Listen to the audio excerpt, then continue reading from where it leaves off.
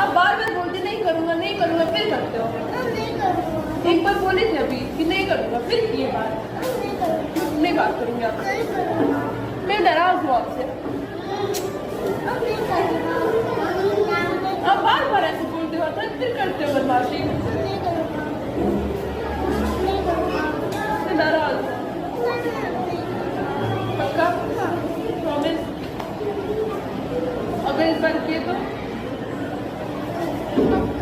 पक्का? क्या पक्का? नहीं करोगे ना बदमाशी? और किए बदमाशी तो? ये जो आप लोगों ने वीडियो देखा है इसको थोड़ी देर में डिस्कस करेंगे। पहले लेक्चर को स्टार्ट कर लेते हैं। So hi guys and welcome back to the channel Deepak Yadav education. Welcome to the daily Hindu news and editorial analysis of 15 सितंबर 2022। तो गाइस आज है तारीख 15 सितंबर 2022 और है थर्सडे। देखेंगे आज के द हिंदू कंप्लीट न्यूज़पेपर को एनालाइज करेंगे। बट लेक्चर में आगे बढ़ने से पहले अगर आप लोगों को इस लेक्चर का PDF चाहिए तो क्या करना है, सबसे पहले डाउनलोड करना है टेलीग्राम। देन उसके बाद जाके सर्च बॉक्स में टाइप करना Deepak Yadav education UPSC। As you can see guys आप लोगों को ये वाला चैनल मिल जाएगा, इस पर क्लिक करना और जाकर इस चैनल को ज्वाइन कर लेना।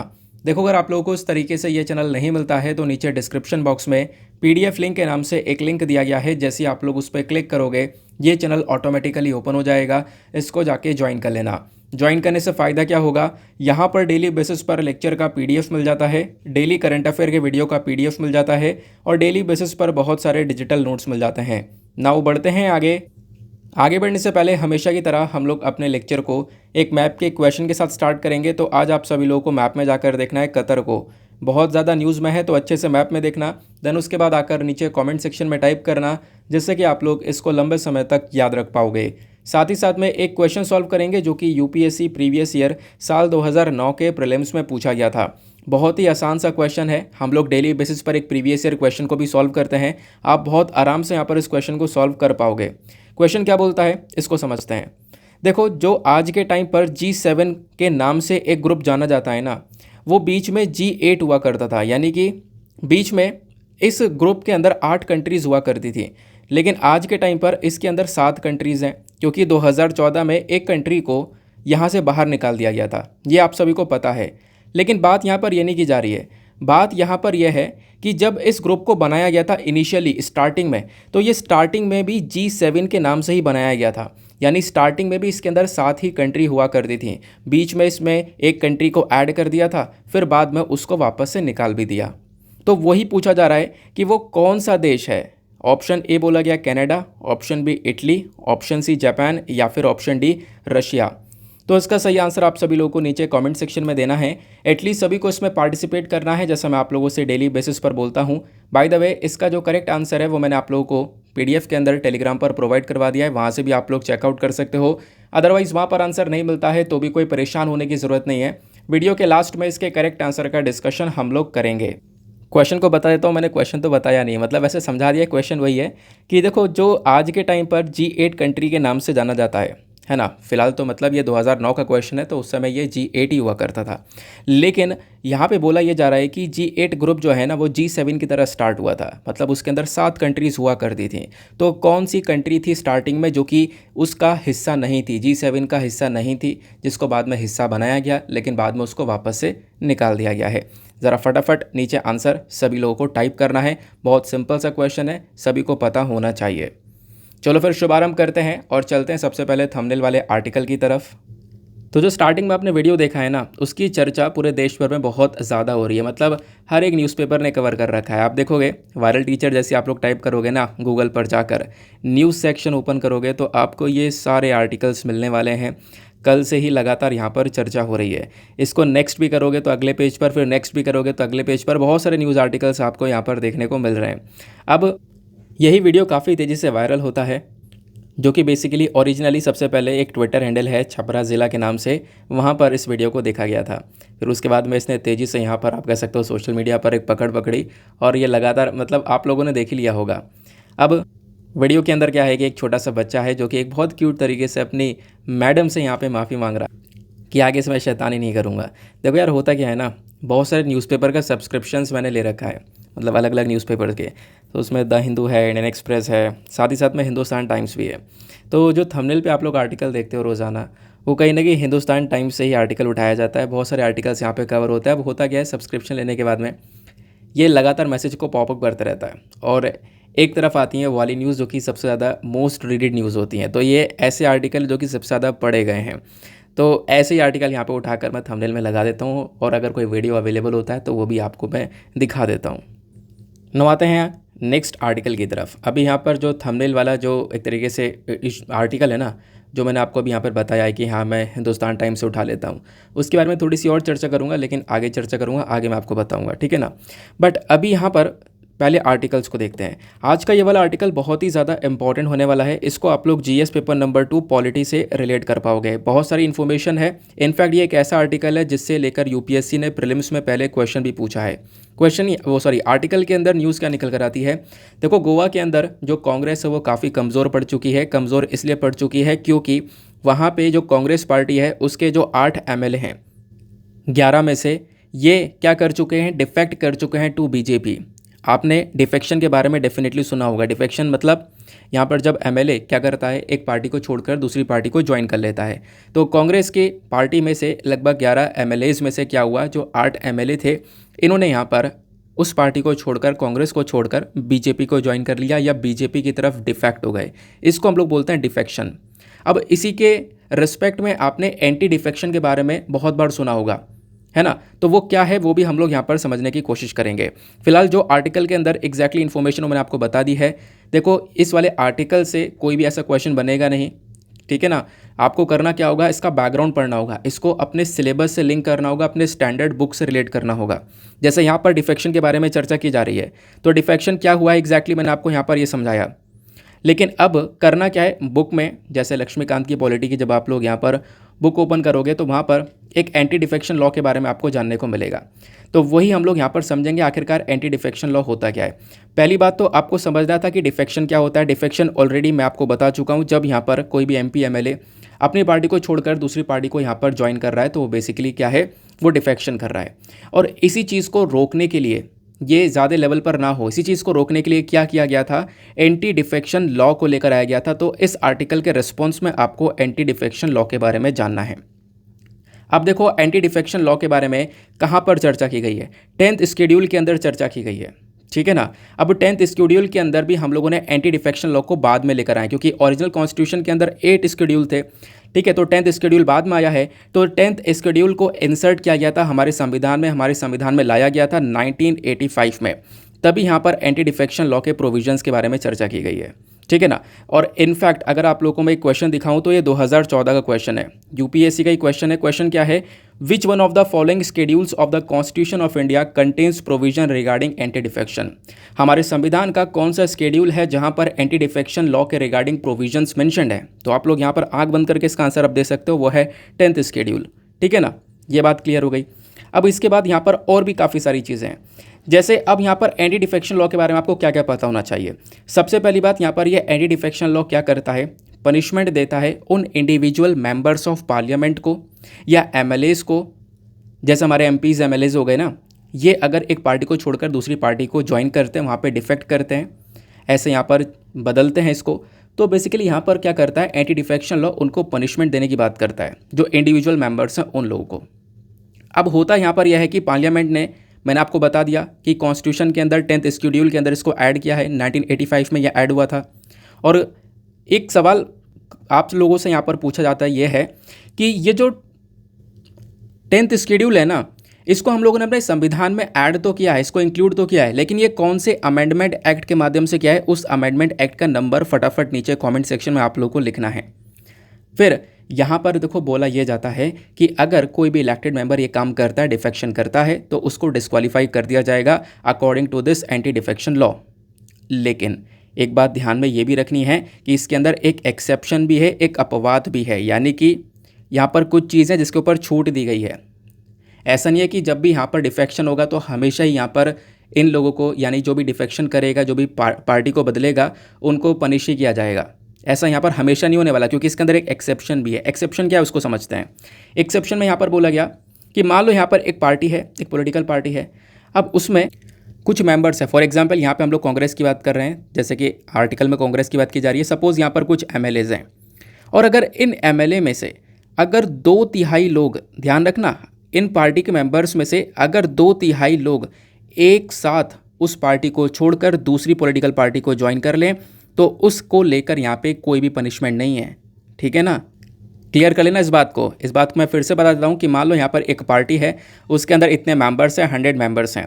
अब इसमें से यहाँ पर 2/3 मेंबर, ठीक है ना, इसके 2/3 मेंबर 2/3 अगर एक साथ यहाँ पर निकल जाएं, इस पार्टी को छोड़कर दूसरे पार्टी को ज्वाइन कर लें तो कानून की नज़रों में उसको वैलिडिटी मिल जाती है, ठीक है ना। उसको लेकर यहाँ पे कोई भी पनिशमेंट नहीं मिलेगा। अगर कोई एक इंडिविजुअल एमएलए एमपी यहाँ पर चेंज करता है पार्टी को तो उसकी जो एमएलए या एक तरीके से मेंबरशिप है वो यहाँ पर छोड़ी जा सकती है, उसको छीनी जा सकती है। लेकिन अगर एक साथ यहाँ पर 2/3 मेंबर्स अगर डिफेक्ट कर जाएं पार्टी के तो यहाँ पर उस चीज़ को एक वैलिडिटी मिली हुई है। ये बेसिकली एक एक्सेप्शन है इस एंटी डिफेक्शन लॉ के अंदर। ये वैसे मैंने आपको काफ़ी बार पढ़ाया है, जो कि मैंने अभी आपको बेसिकली एक रिवीजन करवा दिया है। जून के समय में काफ़ी चर्चा में था क्योंकि महाराष्ट्र के अंदर भी वो पॉलिटिकल क्राइसिस देखने को मिले थे, वैसे ही हम लोग को अभी गोवा में देखने को मिला है। क्लियर हो गया ना। तो जितनी बातें बताई हैं इसको नोट डाउन कर लेना, जो छोटे छोटे पॉइंट्स हैं वो आपसे यहाँ पर पूछे जा सकते हैं। फिर लास्ट में एक और क्वेश्चन आता है। क्वेश्चन यहाँ पर यह है कि सर मान लो यहाँ पर किसी एक इंडिविजुअल एमएलए ने यहाँ पर पार्टी को बदला था। अब सपोज़ यहाँ पर उसको डिस्क्वालीफाई करना है, तो डिस्क्वालीफाई कौन करेगा? जो ये डिसीजन है ना डिस्क्वालिफिकेशन का, वो डिसीजन यहाँ पर जाता है चेयरमैन या स्पीकर के पास में, ठीक है ना। उस हाउस के चेयरमैन या स्पीकर के पास में यहाँ पर यह डिसीजन जाता है। क्लियर हो गया। इसको हम लोग दल बदल कानून के नाम से भी जानते हैं। लास्ट में एक और छोटा सा क्वेश्चन आप लोगों से यहाँ पर मैं पूछता हूँ कि सपोज़ यहाँ पे हमने एंटी डिफेक्शन लॉ के अंदर वैसे तो सारी बातें पढ़ ली हैं, अब एक क्वेश्चन ये भी है कि क्या मान लो कि एक डिफेक्शन का केस निकल कर आया, अब उस डिफेक्शन के केस की सुनवाई होनी है, तो क्या उसके लिए कोई टाइम फ्रेम बताया गया है कि भाई इतने टाइम के अंदर अंदर यहाँ पर इस मामले को, इस डिफेक्शन के केस को देख लेना चाहिए? जो भी प्रेसाइडिंग ऑफिसर उस केस को देखेगा तो उसको इतने टाइम पीरियड में उस केस को देखना है। क्या कोई टाइम पीरियड इसके अंदर अवेलेबल है या नहीं, वो आपको भी नीचे कमेंट सेक्शन में बताना है। तो ये 2 क्वेश्चन आप लोगों से पूछे गए। बाकी यहाँ पर सारी चीज़ें जो छोटी छोटी चीज़ें एंटी डिफेक्शन लॉ को लेकर वो मैंने आपको क्लियर करवा दी हैं। चलो आगे आते हैं। नव आगे बढ़ने से पहले वीडियो पे जो लाइक का बटन है उसको मेक श्योर करना, प्रेस करो, और आप लोग यहाँ पे सपोर्ट कर सकते हो। एक छोटा सा टारगेट है 5K प्लस लाइक का, जिसको आप लोग अचीव करवाओगे जैसा डेली बेसिस पर करते भी हो। साथ ही साथ में मेरे साथ में इंस्टाग्राम पे कनेक्ट हो सकते हो। इंस्टाग्राम पे जाना, सर्च बॉक्स में टाइप करना दीपक यादव एजुकेशन, ये प्रोफाइल मिलेगा। यहाँ पर कनेक्ट कर अपनी क्वेरीज़ को मेरे साथ में डिस्कस कर सकते हो। फिर यार आगे बढ़ते हैं, लेकिन एक छोटी सी बात करनी थी। कल का वीडियो आप लोगों ने देखा होगा। कल के वीडियो का जो थंबनेल था वो बेसिकली यहाँ पर पंजाब के अंदर जो एक्सीडेंट हुआ था उस चीज़ को लेकर था, ठीक है ना, जो कि बिल्कुल रियल न्यूज़ थी, कोई फेक न्यूज़ नहीं थी। वो आप लोग अगर सर्च करो तो आपको मिल जाएंगे, उस पर हज़ारों आर्टिकल्स मिल जाएंगे, ठीक है ना। अब कल वो वीडियो अपलोड होता है तो लगभग 2 कमेंट आते हैं, मतलब एक तो अननोन नाम से ही था, एक आर के नाम से था, जो कि यार मतलब लगता नहीं है देखकर लोगों को कि हाँ वो यूपीएससी की या फिर किसी भी एग्ज़ाम की प्रिपरेशन कर रहे हैं, जिस प्रकार से उनकी यहाँ पे भाषाएं होती हैं।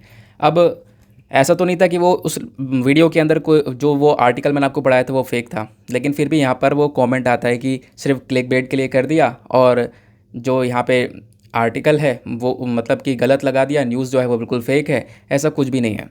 देखो स्टार्टिंग से जब से यहाँ पर इस चैनल के ऊपर पढ़ाया है कोई भी ऐसी फेक न्यूज़ नहीं पढ़ाई हुई है।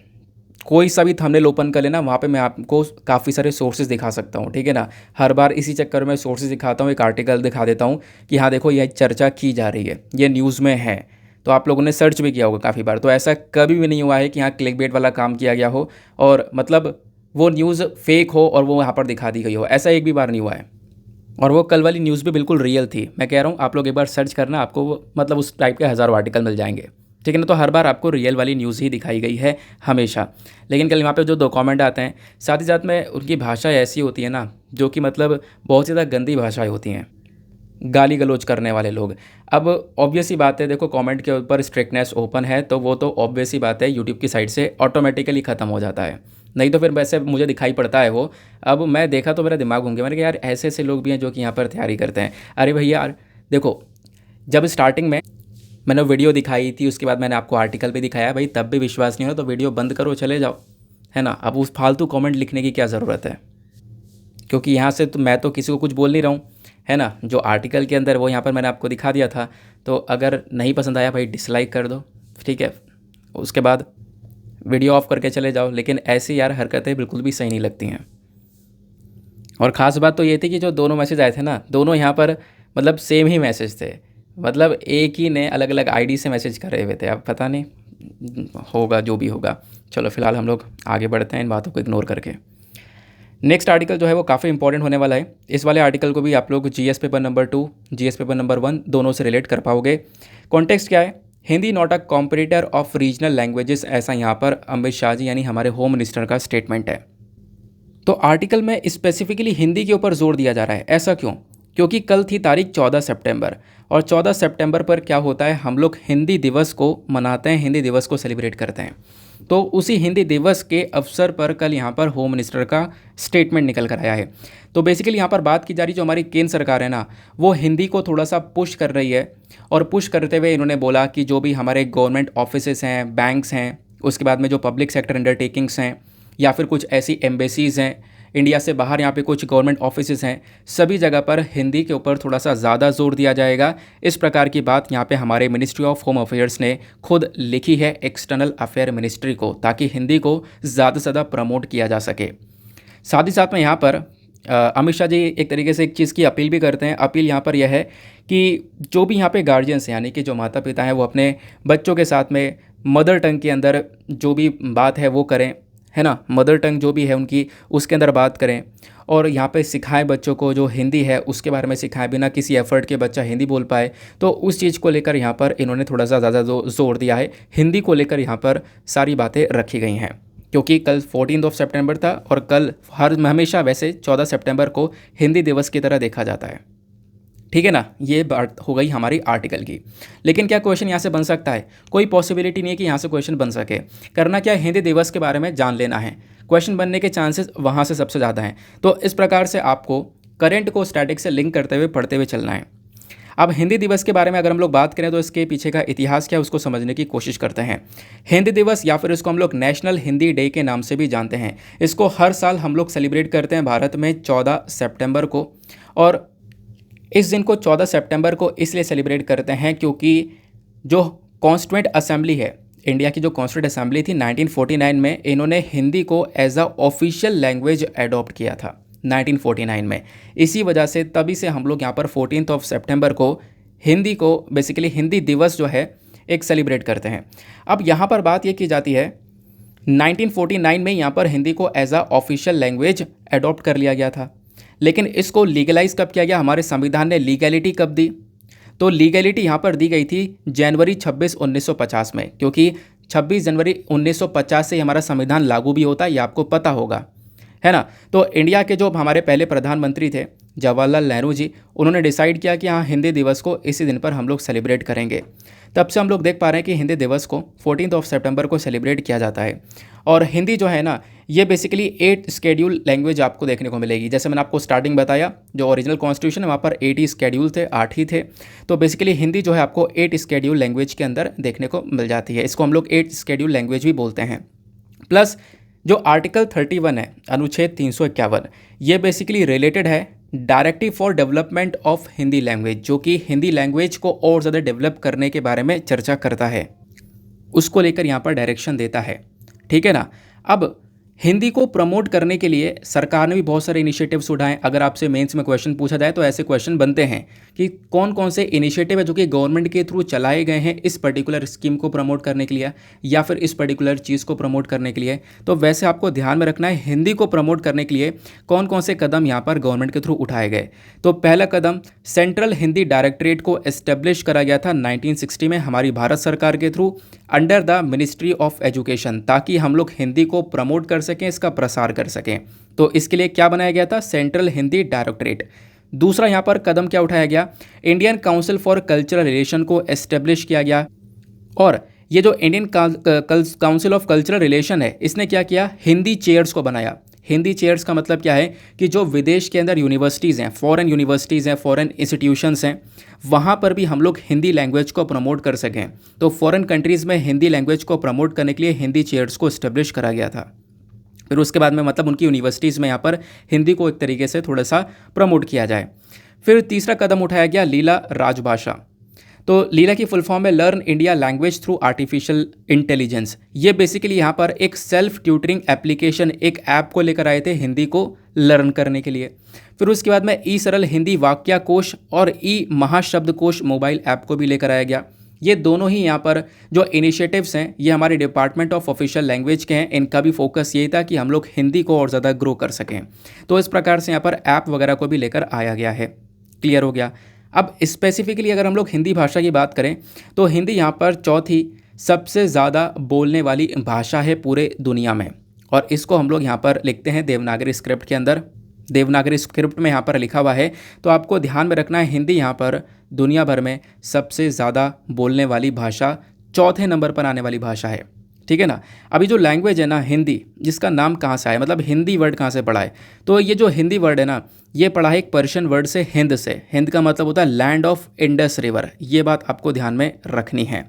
फिर उसके बाद में ये बेसिकली एक ऑफिशियल लैंग्वेज है भारत की, आपको पता है। फिर इंग्लिश जो है एक दूसरी ऑफिशियल लैंग्वेज है। प्लस आज के टाइम पर हिंदी ना केवल भारत में, बाकी और भी बहुत सारी कंट्रीज़ है जहाँ पर बोली जाती है। फॉर एग्जांपल आप देखोगे Mauritius, Fiji, Suriname, Guyana, त्रिनिडाद, Tobago और साथ ही साथ में यहाँ पर नेपाल। ये कुछ कंट्रीज़ है जहाँ पर अभी आज के टाइम पर हिंदी है उसको बोला जाता है। प्लस जो ये मॉडर्न देवनागरी स्क्रिप्ट है ना ये कब आई थी, तो ये यहाँ पर एग्जिस्टेंस में आई थी 11th सेंचुरी के आसपास। तो ये यहाँ पर आप लोग ध्यान में रख सकते हो। हिंदी को लेकर जो भी इंपॉर्टेंट फैक्चुअल डेटा था वो यहाँ पर आपको बता दिया गया है। आप इसको PDF से डाउनलोड कर लेना। नेक्स्ट इंपॉर्टेंट आर्टिकल की तरफ चलते हैं। अगला आर्टिकल वाकई में बहुत ज़्यादा रिलेवेंट होने वाला है एग्ज़ाम के लिए। इस वाले आर्टिकल को भी आप लोग GS paper number 2 plus GS paper number 3 दोनों पेपर से रिलेट कर पाओगे। अब कॉन्टेक्स्ट क्या इस आर्टिकल का, तो cabinet approve addition of 4 tribes to ST list, यानी कि अभी जो हमारी कैबिनेट है इन्होंने एक अप्रूवल दिया है। अप्रूवल यह है कि 4 ऐसे ट्राइबल ग्रुप्स हैं जिनको शेड्यूल्ड ट्राइब की लिस्ट के अंदर ऐड किया जाएगा। ठीक है ना। तो यूनियन कैबिनेट ने हमारे प्राइम मिनिस्टर नरेंद्र मोदी जी की चेयरमैनशिप के अंडर में क्या किया, कल के दिन इन्होंने एक अप्रूवल दे दिया है। अप्रूवल यह है कि 4 प्रकार की ऐसी ट्राइब्स आपको जनजातियां देखने को मिलेंगी जिनको शेड्यूल्ड ट्राइब्स के अंदर लिस्ट किया जाएगा, शेड्यूल्ड ट्राइब्स के अंदर ऐड किया जाएगा। अब ये जो 4 प्रकार की ट्राइब्स हैं, ये जो 4 ट्राइब्स हैं ये कहाँ से बिलोंग करती हैं, एक हिमाचल प्रदेश की हैं, एक यहाँ पर तमिलनाडु की और यहाँ पर छत्तीसगढ़ की। तो ये बेसिकली 3 स्टेट से इन 4 ट्राइब्स को बेसिकली शेड्यूल्ड ट्राइब्स के अंदर इंक्लूड किया जाएगा। अब ये ट्राइब्स कौन कौन सी हैं इसके बारे में थोड़ा सा डिस्कशन करते हैं। सबसे पहले यहाँ पर आती है हाथी ट्राइब। हाथी ट्राइब आपको देखने को मिलती है हिमाचल प्रदेश के अंदर। फिर उसके बाद में यहाँ पर नारी कुरावन और साथ ही साथ में कुरी वेकरन, ये दोनों हिल ट्राइब्स आपको देखने को मिलती हैं तमिलनाडु की। फिर उसके बाद में बिंजिया ट्राइब देखने को मिलती है छत्तीसगढ़ की। तो ये बेसिकली यहाँ पर आप कह सकते हो कुछ ऐसी ट्राइब्स है जिसको यहाँ पर शेड्यूल्ड ट्राइब्स के अंदर ऐड करने के बारे में चर्चा की गई है। उसको यहाँ पर अप्रूवल दे दिया है कि इनको शेड्यूल्ड ट्राइब्स की लिस्ट के अंदर ऐड किया जाएगा। क्लियर बात हो गई। और बताया ये जाता है कि जो ट्राइब्स है ना ये बहुत लंबे समय से वेट कर रही थी कि हमें भी शेड्यूल्ड ट्राइब्स की लिस्ट के अंदर ऐड किया जाए, हमें भी यहाँ पे उसके बेनिफिट मिलने चाहिए, है ना। तो बहुत लंबे समय से लगभग 15-15 सालों से कुछ ट्राइब्स ने वेट किया है, ऐसा यहाँ पर बोला गया। तो यहाँ पर हाथी ट्राइब ने 50 साल से वेट किया हुआ है। तो अब फिलहाल यहाँ पर इस चीज़ को अप्रूवल मिला। अप्रूवल मिलने के साथ ही साथ में जो हमारे ट्राइबल अफेयर मिनिस्टर हैं अर्जुन मुंडा साहब, ये हमारे PM को थैंक यू भी बोलते हैं कि देखो बिल्कुल एक हिस्टोरिक डिसीजन है, एक यहाँ पर नया सा कदम उठाया जा रहा है। इतनी बात क्लियर हो गई। तो आपसे वनडे एग्जामिनेशन के अंदर तो पूछा जा सकता है डायरेक्टली कि हाँ अभी यहाँ पर जो 4 ट्राइब्स हैं उनको शेड्यूल्ड ट्राइब लिस्ट के अंदर ऐड किया जा रहा है, उसको एक अप्रूवल मिला है, वो कौन सी 4 ट्राइब्स हैं और वो 4 ट्राइब्स कहाँ से बिलोंग करती हैं। तो बेसिकली हिमाचल प्रदेश, तमिलनाडु और छत्तीसगढ़ की आपको वो 4 ट्राइब्स देखने को मिलेंगी। और चारों ट्राइब्स के नाम मैंने एग्जैक्टली आपको बता दिए हैं, वो यहाँ पर मेंशन कर दिए गए हैं। अभी मैंने आपको नाम बताए, PDF के अंदर आपको आर्टिकल मिल जाएगा। बाकी अब इस आर्टिकल से ही रिलेटेड एक स्टैटिकल डेटा है, उसको यहाँ पर आपको पता होना चाहिए। अगर हम लोग इंडिया के अंदर ओवरऑल ट्राइब्स के बारे में बात करें तो उसको लेकर डेटा क्या बोलता है। देखो अगर हम लोग बात करें इंडिया की, तो इंडिया के अंदर अराउंड आपको 104 मिलियन के आसपास ये ट्राइब्स की पॉपुलेशन देखने को मिलती है। यानी हमारे देश की जितनी भी जनसंख्या है उसकी 8.6% के आसपास ट्राइबल पॉपुलेशन नज़र आती है। अब इन ट्राइब्स में से ना तो लगभग 705 तो एथनिक ट्राइबल ग्रुप्स आपको देखने को मिलेंगे, बाकी 75 जो है ना ये basically particularly vulnerable tribal groups हैं जिसको हम लोग पीवीटीजीज के नाम से जानते हैं। और आपको पता होना चाहिए कि पीवीटीजीज को लेकर ना यूपीएससी पहले भी क्वेश्चन पूछ चुका है। पीवीटीजीज क्या है? पीवीटीजीज वो पर्टिकुलरली वल्नरेबल ट्राइबल ग्रुप्स हैं जिनकी पॉपुलेशन लगातार कम हो रही है, काफ़ी बैकवर्ड एरिया में यहाँ पर ये रह रहे हैं, बहुत सारी परेशानियाँ फेस कर रहे हैं, ठीक है ना। इनकी पॉपुलेशन बहुत थोड़ी सी बची हुई है, तो उनको पीवीटीजीज वाली कैटेगरी में रखा गया है, ठीक है। ध्यान रखना, तो यहाँ पर 750 एथनिक ग्रुप्स हैं जिसमें से 75 जो है पीवीटीजीज की कैटेगरी में आते हैं। फिर उसके बाद में अगर आपसे पूछा जाए तो इंडिया का सबसे बड़ा ट्राइबल ग्रुप कौन सा है, तो आपको वो देखने को मिलता है गोंड ट्राइब ग्रुप, ठीक है ना। तो गोंड ट्राइबल ग्रुप सबसे बड़ा ट्राइबल ग्रुप है। फिर एक और क्वेश्चन बनता है कि सबसे ज़्यादा ट्राइबल कम्युनिटीज़ कौन से राज्य में पाई जाती हैं, तो सबसे ज़्यादा ट्राइबल कम्युनिटीज़ आपको ओडिशा में देखने को मिलेंगी, 62 के आसपास नज़र आती हैं। प्लस अगर ओवरऑल इंडिया में बात करें तो यहाँ पर एक सेंट्रल बेल्ट के बारे में चर्चा की जाती है। सेंट्रल बेल्ट का मतलब है इंडिया का जो बीच वाला हिस्सा है ना, ये वाला जो रीजन देखोगे तो यहाँ पर आपको ट्राइब्स ही ट्राइब्स देखने को मिलती हैं। फॉर एग्जांपल जो नॉर्थ ईस्टर्न रीजन है, नॉर्थ ईस्टर्न रीजन जैसे कि यहाँ पर हमारा असम, अरुणाचल प्रदेश, मिजोरम, म्यांमार, मणिपुर हो गया, ये सारे यहाँ पर जो स्टेट्स हो गए ना नॉर्थ ईस्टर्न स्टेट्स, वहाँ पे आपको बहुत सारी ट्राइब्स देखने को मिलती हैं। उसके बाद में वेस्ट बंगाल के अंदर देखने को मिलेगी, राजस्थान में देखने को मिलेंगी। तो मतलब राजस्थान से लेकर वेस्ट बंगाल तक, नॉर्थ ईस्टर्न स्टेट्स तक, तो बेसिकली यहाँ पर एक प्रकार से बेल्ट बनी हुई है। इस एरिया में बहुत सारी ट्राइबल पॉपुलेशन आपको देखने को मिल जाती है, तो वो बात यहाँ पर बोली गई है, ठीक है। अब जो ट्राइबल पॉपुलेशन है ये बहुत ही ज़्यादा इंपॉर्टेंट है और बहुत ज़्यादा इंपॉर्टेंट है पूरे दुनिया भर के लिए। इंडिया के साथ साथ आपको दुनिया भर में बहुत सारी कंट्रीज़ के अंदर ट्राइबल पॉपुलेशन देखने को मिलती है। इंपॉर्टेंट क्यों है? क्योंकि यहाँ पर ये कहीं ना कहीं हमारे इकोसिस्टम को प्रोटेक्ट करते हैं, इनका इंपॉर्टेंस कहीं गुना ज़्यादा है। दूसरे लोग यहाँ पर एनवायरनमेंट को बर्बाद कर रहे हैं, लेकिन ये हमारे इकोसिस्टम को प्रोटेक्शन देने के बारे में चर्चा करते हैं। दुनिया भर की जो यहाँ पर बायोडाइवर्सिटी है उसको यहाँ पर प्रोटेक्ट करने के बारे में बात करते हैं। नेचुरल रिसोर्सेज को यहाँ पर ये प्रोटेक्शन प्रोवाइड करवाते हैं। दूसरा, यहाँ पर जो भाषाएं हैं, अलग अलग भाषाएं, उनको प्रोटेक्शन देने का काम भी यहाँ पर ट्राइबल ग्रुप्स का देखने को मिलेगा। लगभग 370 से लेकर जो 500 मिलियन के आसपास जो इंडिजीनियस पीपल हैं यानी ट्राइबल ग्रुप्स की बात की जा रही है, जो कि हमारे पूरे दुनिया की कल्चरल जो डाइवर्सिटी को रिप्रेजेंट करते हैं। ये लगभग यहाँ पर 7000 के आसपास अलग अलग भाषाएं बोलते हैं। मतलब आप कह सकते हो दुनिया भर में जितने भी ट्राइबल कम्युनिटीज़ अलग अलग ग्रुप्स देखने को मिलेंगे, यहाँ पे 7000 के आसपास लैंग्वेजेस का इस्तेमाल किया जाता है। तो अपनी भाषाओं को लंबे समय से ये प्रोटेक्शन प्रोवाइड करवा रहे हैं, वहाँ पे भी एक बहुत बड़ा रोल देखने को मिलेगा। तीसरा, आज के टाइम पर आपको पता होगा कि जो कंट्रीज़ है ना, इन्होंने यहाँ पर डिसाइड किया है कुछ 17 गोल्स के बारे में कि 2030 तक हमें यहाँ पर ये 17 गोल अचीव करने हैं। इसको हम लोग सस्टेनेबल डेवलपमेंट गोल्स के नाम से भी जानते हैं। इसमें हमारा एक गोल क्या है? इसमें हमारा एक गोल है ज़ीरो हंगर का, कि जो भुखमरी है उसको ख़त्म करनी है। और भुखमरी को ख़त्म करने के पीछे का भी यहाँ पर एक बहुत बड़ा इंपॉर्टेंट रोल आपको ये ट्राइबल ग्रुप्स देखने को मिलेंगे। आप कहोगे वो कैसे? तो ये बात सुनो, जो फसलें हैं, बहुत सारी जो क्रॉप्स हैं ना, ये भी यहाँ पर इन ट्राइबल ग्रुप्स के थ्रू उगाई जाती हैं।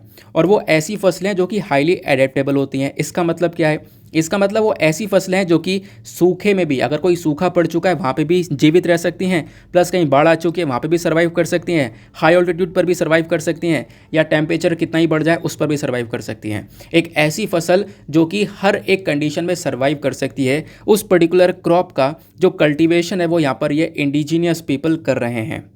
जैसे कि यहाँ पर इसके अलावा आप देखोगे क्विनोआ हो गया, उसके बाद मोरिंगा हो गया, ओका हो गया, ये भी कुछ यहाँ पर नेटिव इंपॉर्टेंट क्रॉप्स हैं, इंपॉर्टेंट फसलें हैं जो कि यहाँ पे आप कह सकते हो एक बेसिक फूड का पर्पज़ यहाँ पर पूरा करती हैं। तो इनको भी यहाँ पे जो कल्टीवेट या ग्रो किया जा रहा है वो इन ट्राइबल ग्रुप के थ्रू ग्रो किया जा रहा है। तो ट्राइबल ग्रुप का एक बहुत बड़ा रोल है कि ये क्या करते हैं, ज़ीरो हंगर की तरफ एक बहुत बड़ा कंट्रीब्यूशन देते हैं। यानी कि जो टारगेट है लोगों का कि भुखमरी ख़त्म करनी है, उसके पीछे का एक बहुत बढ़िया जो सोल्यूशन या फिर आप कह सकते हो उसके पीछे का यहाँ पर उसको अचीव करवाने में जो एक बहुत बड़ा रोल है वो एक पर्टिकुलर कम्युनिटी भी पूरा करती है, ट्राइबल पीपल भी पूरा करते हैं। ठीक है ना, ये बात हो गई, इसको ध्यान में रखना। नेक्स्ट आर्टिकल पर आते हैं। Next article very very important, बहुत ज़्यादा न्यूज़ में है, इसको लेकर ढेर सारे आर्टिकल्स आपको देखने को मिलेंगे। कोर्ट का यहाँ पर स्टेटमेंट आता है किस चीज़ को लेकर, clear stray dogs from public places. देखो यहाँ पर जो स्ट्रे डॉग्स यानी कि जो एकदम फ्रीली जो कुत्ते घूम रहे हैं ना सड़कों पर, गलियों पर, बेसिकली यहाँ पर उनको हटाने की बात यहाँ पर की गई है, पब्लिक प्लेसेस से यहाँ पर हटाने की बात की गई है। उसके पीछे का रीज़न भी है। रीज़न यहाँ पर यह है कि ये बात कहाँ की जा रही है, केरला की बात की जा रही है। क्योंकि केरला के अंदर हमने देखा पिछले कुछ समय में जो डॉग बाइटिंग वाले केसेस हैं ना, उसका ग्राफ ऐसे बढ़ा है। कैसे? इस प्रकार से, डॉग बाइटिंग के केसेस बहुत तेज़ी से निकल कर आ रहे हैं। और रेबीज़ जो है ना, रेबीज़ वाले केसेस आज के टाइम पर बिल्कुल टॉप लेवल पर हैं केरला के अंदर। और इसकी वजह से लोगों ने यहाँ पर कुत्तों को मारना स्टार्ट कर दिया है। अब कुत्तों को मारना स्टार्ट कर दिया है तो बहुत सारे कुत्तों को मार भी डाला है, जिसकी वजह से यहाँ पर कोर्ट ने ये बात बोली है कि भैया जो लोग हैं ना, वो अपने हाथ में लॉ को बिल्कुल ना लें, कानून को अपने हाथ में ना लें। हम लोग यहाँ पर इस चीज़ को इंश्योर करेंगे। और उसको क्लैरिफिकेशन देते हुए बोला गया कि पब्लिक प्लेसेस से जो स्ट्रे डॉग्स हैं ना, इनको क्लियर किया जाए ताकि जो केसेस हैं इनको कम किया जाए, जिसकी वजह से यहाँ पर एक बवाल मचा हुआ है केरला के अंदर। ठीक है ना। तो जो डॉग बाइटिंग के केसेस हैं वो बहुत तेज़ी से बढ़ रहे हैं, जैसा मैंने आपको बताया। ये आप देखोगे, अभी मैंने तुरंत ही यहाँ पर इन आर्टिकल्स के स्क्रीनशॉट लिए हैं। ये अभी यहाँ पर कल का ही आर्टिकल है, कुछ घंटे हुए हैं आर्टिकल को पब्लिश हुए हुए, जहाँ पे बताया गया है जो रेबीज़ की वजह से मृत्यु हुई है केरला के अंदर में, वो यहाँ पर 2020 से डबल हो चुकी हैं।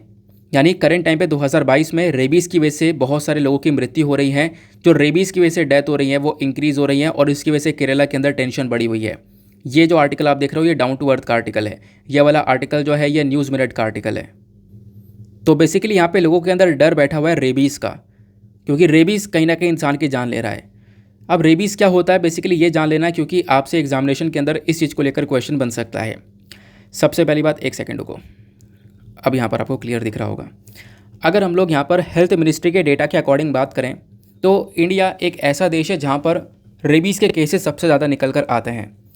इंडिया के अंदर अगर आप दुनिया भर में रेबीज़ की वजह से जितनी मृत्यु हैं उसको अगर काउंट करोगे ना, तो उसमें से 1/3 मृत्यु यहाँ पर इंडिया के अंदर हो रही हैं रेबीज़ की वजह से। ये इतनी बड़ी टेंशन वाली बात है रेबीज़ की। हर साल लगभग यहाँ पर 20,000 लोगों की जान जाती है इस वैक्सीन प्रिवेंटेबल फैटिलिटी से, मतलब रेबीज़ से। हालांकि यहाँ पर रेबीज़ को ठीक किया जा सकता है, हमारे पास में वैक्सीन्स ऑलरेडी अवेलेबल हैं, है ना। तो यहाँ पर उसके बावजूद भी लगभग हर साल 20,000 के आसपास डेथ हो रही हैं। इंडिया के अंदर आप देखोगे जो फ्रीली घूमने वाले कुत्ते हैं ना, इनकी पॉपुलेशन भी बहुत ज़्यादा है। 30 मिलियन के आसपास आपको ये स्ट्रे डॉग्स देखने को मिलते हैं, जिनकी वजह से ह्यूमंस के अंदर जो रेबीज़ है वो बहुत तेज़ी से स्प्रेड होता हुआ नज़र आ रहा है।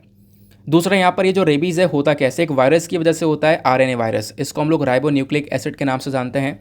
तो राइबोन्यूक्लिक एसिड वायरस की वजह से यहाँ पर ये रेबीज़ फैलता है। अब ये जो आरएनए वायरस है ना, ये कुत्ते के यानी कि या फिर कोई ऐसा जानवर जैसे कि डॉग हो गया, कैट हो गया, मंकी हो गया, इसको हम लोग रैबिड एनिमल बोलते हैं, जो कि रेबीज़ को फैलाने की ताकत रखते हैं। तो ऐसे जानवरों के जो सलाइवा है, जो लार है, उसके अंदर एक वायरस प्रेजेंट होता है जिसको हम लोग बोलते हैं RNA virus, ribonucleic acid virus. अब होता यहाँ पर यह है कि जब जैसे ही कुत्ता काटता है, रेबिड एनिमल काटता है, अब काटने के बाद में बॉडी के ऊपर घाव हुआ, और घाव होने के साथ साथ जो ये जानवर है इसका जो सलाइवा है ना, वो सलाइवा वहाँ पर रह जाता है ना। उस घाव पे वो जो सलाइवा है वो रुक जाता है, और इस सलाइवा के अंदर ये वायरस है जिसकी वजह से रेबीज़ हो रहा है। तो यही यहाँ पर कहीं ना कहीं कारण बनता है कि इंसान के अंदर रेबीज़ तेज़ी से बढ़ता हुआ चले जाता है, और इसकी वजह से डेथ भी हो जाती है। चांसेस है कि कार्डियो रेस्पिरेटरी फेलियर भी हो सकता है, ठीक है ना, हार्ट फेल भी हो सकता है, यहाँ पर ऐसे भी चांसेस देखने को मिलते हैं। फिर उसके बाद में अगर हम लोग देखें तो इसका इंक्यूबेशन पीरियड, मतलब कितने समय पर लक्षण दिखाई पड़ेंगे, तो यही यहाँ पर एक सबसे बड़ी टेंशन वाली बात है। सबसे बड़ी टेंशन वाली बात यहाँ पर यह है कि अगर मान लो यहाँ पे आज ये रैबिड एनिमल काट ले, तो आपको पता चलने में, सिम्टम्स दिखने में, लक्षण दिखने में 4 दिन भी लग सकते हैं, 2 साल भी लग सकते हैं, इवन मोर 2 साल से ज़्यादा समय भी लग सकता है। तो यही यहाँ पर एक टेंशन वाली बात है, जिसकी वजह से जो ये डेथ रेट है रेबीज़ की वजह से वो इंक्रीज़ होता हुआ नज़र आता है। अब क्वेश्चन यहाँ पर यह है कि क्या कोई सोल्यूशन वगैरह नहीं है इसका कि हम लोग इसको थोड़ा बहुत प्रिवेंट कर सकें। तो ऑलरेडी इसके लिए वैक्सीन अवेलेबल है, लेकिन उसके साथ साथ एक और बात बताई गई है। एक बात जो कि सभी डॉक्टर्स रिकमेंड करते हैं, वो यहाँ पर ये बोलते हैं कि अगर मान लो जैसे अगर कोई डॉगी काट ले या कोई भी ऐसा रैबिड एनिमल काट ले, तो जहाँ पे काटता है ना, उस जगह को बहुत अच्छे से धो लेना चाहिए, साबुन से रगड़ कर धो लेना चाहिए। क्यों? क्योंकि वहाँ पे जो भी इन्फेक्शन प्रेजेंट होगा ना, उसको हम लोग धो देंगे एंटीसेप्टिक के माध्यम से। तो बेसिकली यहाँ पर जो ये वायरस है, इसको फैलने का जो खतरा है वो कम हो जाता है, ख़त्म नहीं हो जाता लेकिन कम हो जाता है। ऐसा यहाँ पर डॉक्टर्स के रिकमेंडेशंस के थ्रू हम लोग देख सकते हैं। आई होप आपको यहाँ पर ये बात भी क्लियर हो गई। तो हर एक आर्टिकल का पोस्टमार्टम करते हुए चलते हैं, आर्टिकल पढ़ेंगे डिटेल से, उसके बाद सारी बैकवर्ड इन्फॉर्मेशन जो है वो भी हम लोग कवर कर रहे हैं। नौ अब आते हैं हम लोग अपने एडिटोरियल डिस्कशन पर। आज कुछ इंपॉर्टेंट एडिटोरियल है उसको हम लोग कवर करेंगे। आज खास एडिटोरियल हिंदू के अंदर तो नहीं है, एक ये है एक और है वाटर क्राइसिस को लेकर। तो उस वाटर क्राइसिस वाले आर्टिकल को और साथ साथ इंडियन एक्सप्रेस के अंदर भी वाटर को लेकर एक आर्टिकल है, दोनों को कंबाइन करके डिस्कस करेंगे। तो बेसिकली आज हम लोग ना एक तरीके से एक हिंदुस्तान टाइम्स का है, एक इंडियन एक्सप्रेस का है और साथ साथ में एक हिंदू का है, इन एडिटोरियल्स को कवर करेंगे। तो ओवरऑल एडिटोरियल डिस्कशन आज का बहुत बेस्ट होने वाला है। लेकिन आपको पता होगा कि हमेशा एडिटोरियल डिस्कशन से पहले हम लोग हमेशा एक मेंस आंसर राइटिंग को करते हैं। तो आज का मेंस का क्वेश्चन क्या है? मेंस का क्वेश्चन बहुत इंटरेस्टिंग सा है। क्वेश्चन बोलता है despite the various measures to address food security in India, यानी कि हमने बहुत सारे तरीके लेकर आए जिससे कि लोगों को फूड सिक्योरिटी प्रोवाइड करवाई गई, मतलब लोगों को अफोर्डेबल वे में खाना मिला, हर एक व्यक्ति के पास यहाँ पर खाना पहुँचा, उसको हम लोग फूड सिक्योरिटी बोलते हैं कि हर एक व्यक्ति के पास में खाना पहुँच रहा है, एक अफोर्डेबल रेट में पहुँच रहा है, अच्छी क्वालिटी का पहुँच रहा है, वो बेसिकली फूड सिक्योरिटी कहलाती है। तो इस फूड सिक्योरिटी को भारत में प्रोवाइड करवाने के लिए अलग अलग मेजर्स यहाँ पर उठाए गए हैं। लेकिन उसके बावजूद भी यहाँ पे बहुत सारे चैलेंजेस हैं जो कि अभी भी बचे हुए हैं इस फूड सिक्योरिटी के मामले में। उस चीज़ का क्रिटिकली एनालिसिस आपको करना है, ठीक है ना। 250 शब्दों में इसका आंसर लिखना है। और आप लोग बिल्कुल टेंशन ना लेना, क्योंकि आज यहाँ पर इसी पर्टिकुलर टॉपिक पर एडिटोरियल मैं आपके साथ में डिस्कस करने वाला हूँ। तो यहाँ पर ये जो एडिटोरियल हिंदुस्तान टाइम्स का एडिटोरियल है, वो एडिटोरियल मैं आपको पढ़ाऊँगा। उस एडिटोरियल से आपको बहुत सारी इन्फॉर्मेशन मिल जाएगी जो कि आप लोग इस पर्टिकुलर क्वेश्चन में यूज़ कर सकते हो, है ना। तो अपने वे में लिखना, वैसे अभी मैं आपको पढ़ाऊँगा। क्लियर हो गया? फूड सिक्योरिटी क्या होती है, वो सारी बातें आपको वहाँ पर क्लियर हो जाएंगी। लेकिन यहाँ पे ध्यान रखना, इस क्वेश्चन में बोला गया क्रिटिकली एनालाइज। अब क्रिटिकली एनालाइज करना है, और मैं यहाँ पर देखता हूँ कि बहुत सारे यहाँ पर जब ऐसे क्वेश्चन में देखता हूँ ना, जब ऐसा क्वेश्चन आपको दिया तो बहुत सारे आंसर्स ऐसे लिखे हुए आते हैं जहाँ पे वो लोग क्या करते हैं, क्रिटिसाइज करने लगते हैं। क्रिटिसाइज करने के लिए नहीं बोला है, आलोचना करने के लिए नहीं बोला है, क्रिटिकली एनालाइज करने के लिए बोला है। आप डिटेल में यहाँ पर इसके बारे में एक एनालिसिस प्रोवाइड करवाओ, ठीक है ना। जब भी क्रिटिकली एनालाइज आए, ध्यान रखना कभी भी ये गलती मत करना कहीं उस चीज़ को क्रिटिसाइज करना स्टार्ट कर दो। मैंने कुछ आंसर्स देखे हैं जब ये क्वेश्चन दिया है, तो इस चीज़ को यहाँ पर ध्यान में रखना। वैसे जब आप लोग आंसर लिख लोगे तो लिखने के बाद में कहाँ पर सबमिट करना है, टेलीग्राम पर जाना, सर्च बॉक्स में टाइप करना Deepak Yadav education mains answer writing, full form लिखना, आपको वो ग्रुप मिलेगा। 30,000 के आसपास लोग वहाँ पर जुड़े हुए हैं, आंसर्स लिख रहे हैं। आप भी अपना आंसर लिखो और आंसर वहाँ पर सबमिट करो। एक काम और करना, सबमिट करने के साथ साथ आप लोग एटलीस्ट कोशिश करना कि 2-2 आंसर सभी लोग रिव्यू कर सको, क्योंकि ऐसे वो ग्रुप चलता है। आप रिव्यू करोगे तो आपको भी फ़ायदा है, सामने वाले को भी फ़ायदा है। आपके पास में कुछ ऐसे यूनिक पॉइंट्स कलेक्ट हो सकते हैं जिसका आइडिया आपको नहीं था, प्लस यहाँ पे सामने वाले के अगर आंसर में कोई मिस्टेक है, कोई यहाँ पर गलतियाँ हैं, अगर हैं तो आप लोग उसके बारे में उनको इन्फॉर्म कर सकते हो कि आप यहाँ चीज़ों पर एक तरीके से इम्प्रूवमेंट कर सकते हो। इससे यहाँ पर काफ़ी कुछ चीज़ें डेवलप होती हुई नज़र आ रही हैं, काफ़ी लोगों ने इम्प्रूवमेंट देखा है उस पर्टिकुलर ग्रुप के माध्यम से, ठीक है ना। चलो आते हैं हम लोग अपने फर्स्ट एडिटोरियल पर। नो, हमारे पास में जो पहला एडिटोरियल है ना, वो इंडियन एक्सप्रेस का है। The wheat of the matter disruption of supply chain करके यहाँ पर एक आर्टिकल है जहाँ पर फूड सिक्योरिटी के बारे में चर्चा की गई है। तो यहीं से यहाँ पर वो क्वेश्चन भी आपका बना हुआ है जो कि मेंस का क्वेश्चन दिया गया है। तो क्या है इस पूरे आर्टिकल में, समझते हैं। तो करना क्या है, आप लोग यहाँ पे स्क्रीन पर नीचे देखते हुए चलना, सारी इन्फॉर्मेशन यहाँ पर प्रोवाइड करवाई जा रही है। फूड सिक्योरिटी इन इंडिया इस पर्टिकुलर एडिटोरियल की हेडिंग है। बात ये की गई है, देखो इंडिया के अंदर हमने बहुत ज़्यादा अच्छी तरीके से इकोनॉमिक ग्रोथ को एक्सपीरियंस किया है। बहुत तेज़ी से ग्रोथ हुई है पिछले कुछ सालों में, बहुत तेज़ी से हम लोग ग्रो कर रहे हैं, एक फास्टेस्ट ग्रोइंग इकोनॉमी है पूरे दुनिया भर में, ये बात यहाँ पे रखी जाती है। लेकिन उसके बावजूद भी जो पॉवर्टी है यानी गरीबी है और जो फूड सिक्योरिटी है भारत के अंदर, यहाँ पर अभी भी कुछ ना कुछ कंसर्न्स, कुछ ना कुछ प्रॉब्लम्स देखने को मिलती हैं। अब इतना कुछ होने के बाद, इतनी कुछ ग्रोइंग इकोनॉमी होने के बावजूद भी अभी कुछ कंसर्न्स बचे हैं गरीबी के मामले में और फूड सिक्योरिटी के मामले में। देखो जो फूड है ना, ये बेसिकली एक बेसिक एम्यूनिटी है, मतलब देखो एक बेसिक चीज़ है जो कि जीने के लिए चाहिए, है ना। किसी भी पर्टिकुलर इंडिविजुअल के सस्टेनेबिलिटी के लिए, उसके विकास के लिए, उसके ग्रोथ के लिए जो फूड है वो चाहिए। तो फूड यहाँ पर एक इम्पॉर्टेंट चीज़ देखने को मिलती है। लेकिन जब हम लोग बात करते हैं ग्लोबल हंगर इंडेक्स की, तो ग्लोबल हंगर इंडेक्स साल 2021 का डेटा देखो। इस डेटा में बताया गया कि जो भारत की रैंक है वो 116 कंट्रीज़ में से 101 है। आप इमेजिन करो, 116 कंट्रीज़ में से इंडिया की रैंक 101 है। मतलब एक फास्टेस्ट ग्रोइंग इकोनॉमी होने के बावजूद भी ग्लोबल हंगर इंडेक्स के अंदर हम लोग बहुत ही ज़्यादा पीछे हैं। यानी ये दर्शाता है कि भारत के अंदर भुखमरी वगैरह आपको बहुत ज़्यादा देखने को मिलती है, ठीक है ना। फिर उसके बाद बताया गया इंडिया के अंदर साल 2021-22 में जो फूड के प्राइसेस हैं वो भी बहुत तेज़ी से बढ़ रहे हैं। यानी फूड के प्राइसेस के मामले में एक बहुत तगड़ा इन्फ्लेशन हम लोग को देखने को मिलता है। फिर बोला ये जाता है कि देखो जो गवर्नमेंट ऑफ इंडिया है ना, ये अलग अलग तरीके से फूड को प्रोवाइड करवा रही है, यानी फूड सिक्योरिटी हम लोग इंडिया में अलग अलग तरीके से प्रोवाइड करवा रहे हैं। उसके लिए सरकार क्या कर रही है, पीडीएस सिस्टम का यूज़ कर रही है, public distribution system. Public distribution system क्या है, वही राशन वाला सिस्टम, जहाँ पे सरकार फार्मर से एमएसपी पर जो फसलें हैं उसको खरीद कर आपको राशन के फॉर्म में आपके घर के पास में जो भी लोकल एरिया है वहाँ पे प्रोवाइड करवाया जाता है, जहाँ पे बहुत सस्ते में अनाज आपको प्रोवाइड करवाया जाता है। वो एक पब्लिक डिस्ट्रीब्यूशन सिस्टम का यूज़ किया जा रहा है। फिर उसके बाद में नेशनल फूड सिक्योरिटी एक्ट 2013 है। ये 2013 के एक्ट के तहत भी मतलब ना के बराबर पैसों में काफ़ी भरपूर मात्रा में अनाज प्रोवाइड करवाया जा रहा है। जब ये काम है, हमारे पास में पीडीएस सिस्टम है, नेशनल फूड सिक्योरिटी एक्ट है, लेकिन अभी भी यहाँ पर बहुत सारी प्रॉब्लम्स हैं फूड सिक्योरिटी के मामले में, ठीक है ना। अभी भी बहुत सारी दिक्कतें हैं, और वो दिक्कतें क्या क्या हैं वो यहाँ पे समझाते हैं ऑथर, और साथ ही साथ में ये बोलते हैं कि उन दिक्कतों को कैसे रिजॉल्व किया जा सकता है। अब पहली चीज़ यहाँ पर राइटर यही मेंशन करते हैं कि सर अभी भी हमने फूड सिक्योरिटी के बारे में चीज़ों को अच्छे से क्लियर किया नहीं है। फूड सिक्योरिटी आखिरकार है क्या, ये पता होनी चाहिए।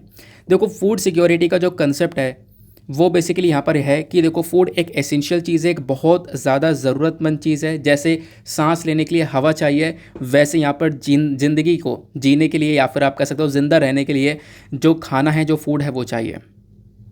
अब यहाँ पर एटलीस्ट यहाँ पे आप कह सकते हो 2-3 मील्स चाहिए पूरे दिन भर में अपने आप को सस्टेन करने के लिए, अपने आप को मेंटेन करने के लिए।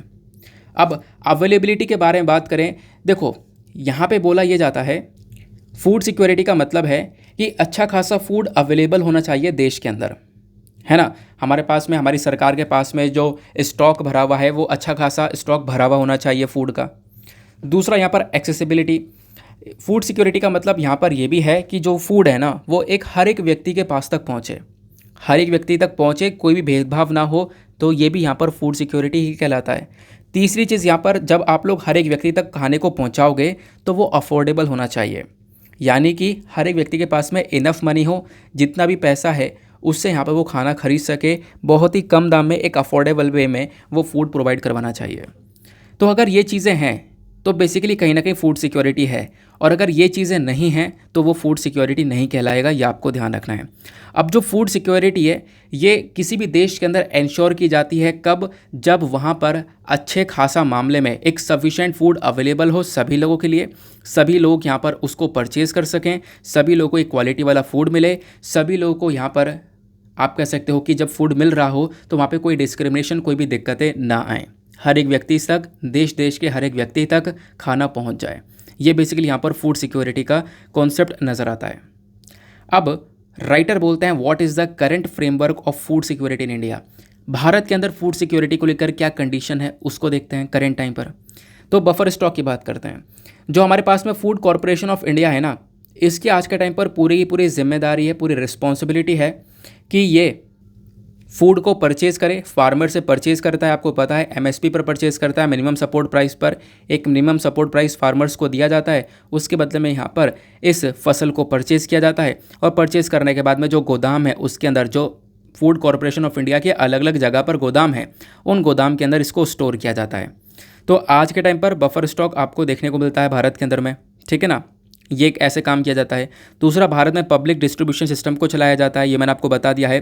पब्लिक डिस्ट्रीब्यूशन सिस्टम एक इंपॉर्टेंट पार्ट बन जाता है सरकार की पॉलिसी का, जहाँ पे सरकार क्या करती है, जहाँ पे फार्मर से इन एमएसपी पर फसलों को खरीद कर आपको राशन की फॉर्म में प्रोवाइड करवाती है, ठीक है ना। इस पीडीएस सिस्टम के अंदर में आज के टाइम पर किन किन चीज़ों को कवर किया जाता है, गेहूँ हो गया, चावल हो गया, शुगर हो गया, केरोसिन हो गया, इन सारी चीज़ों को दिया जाता है।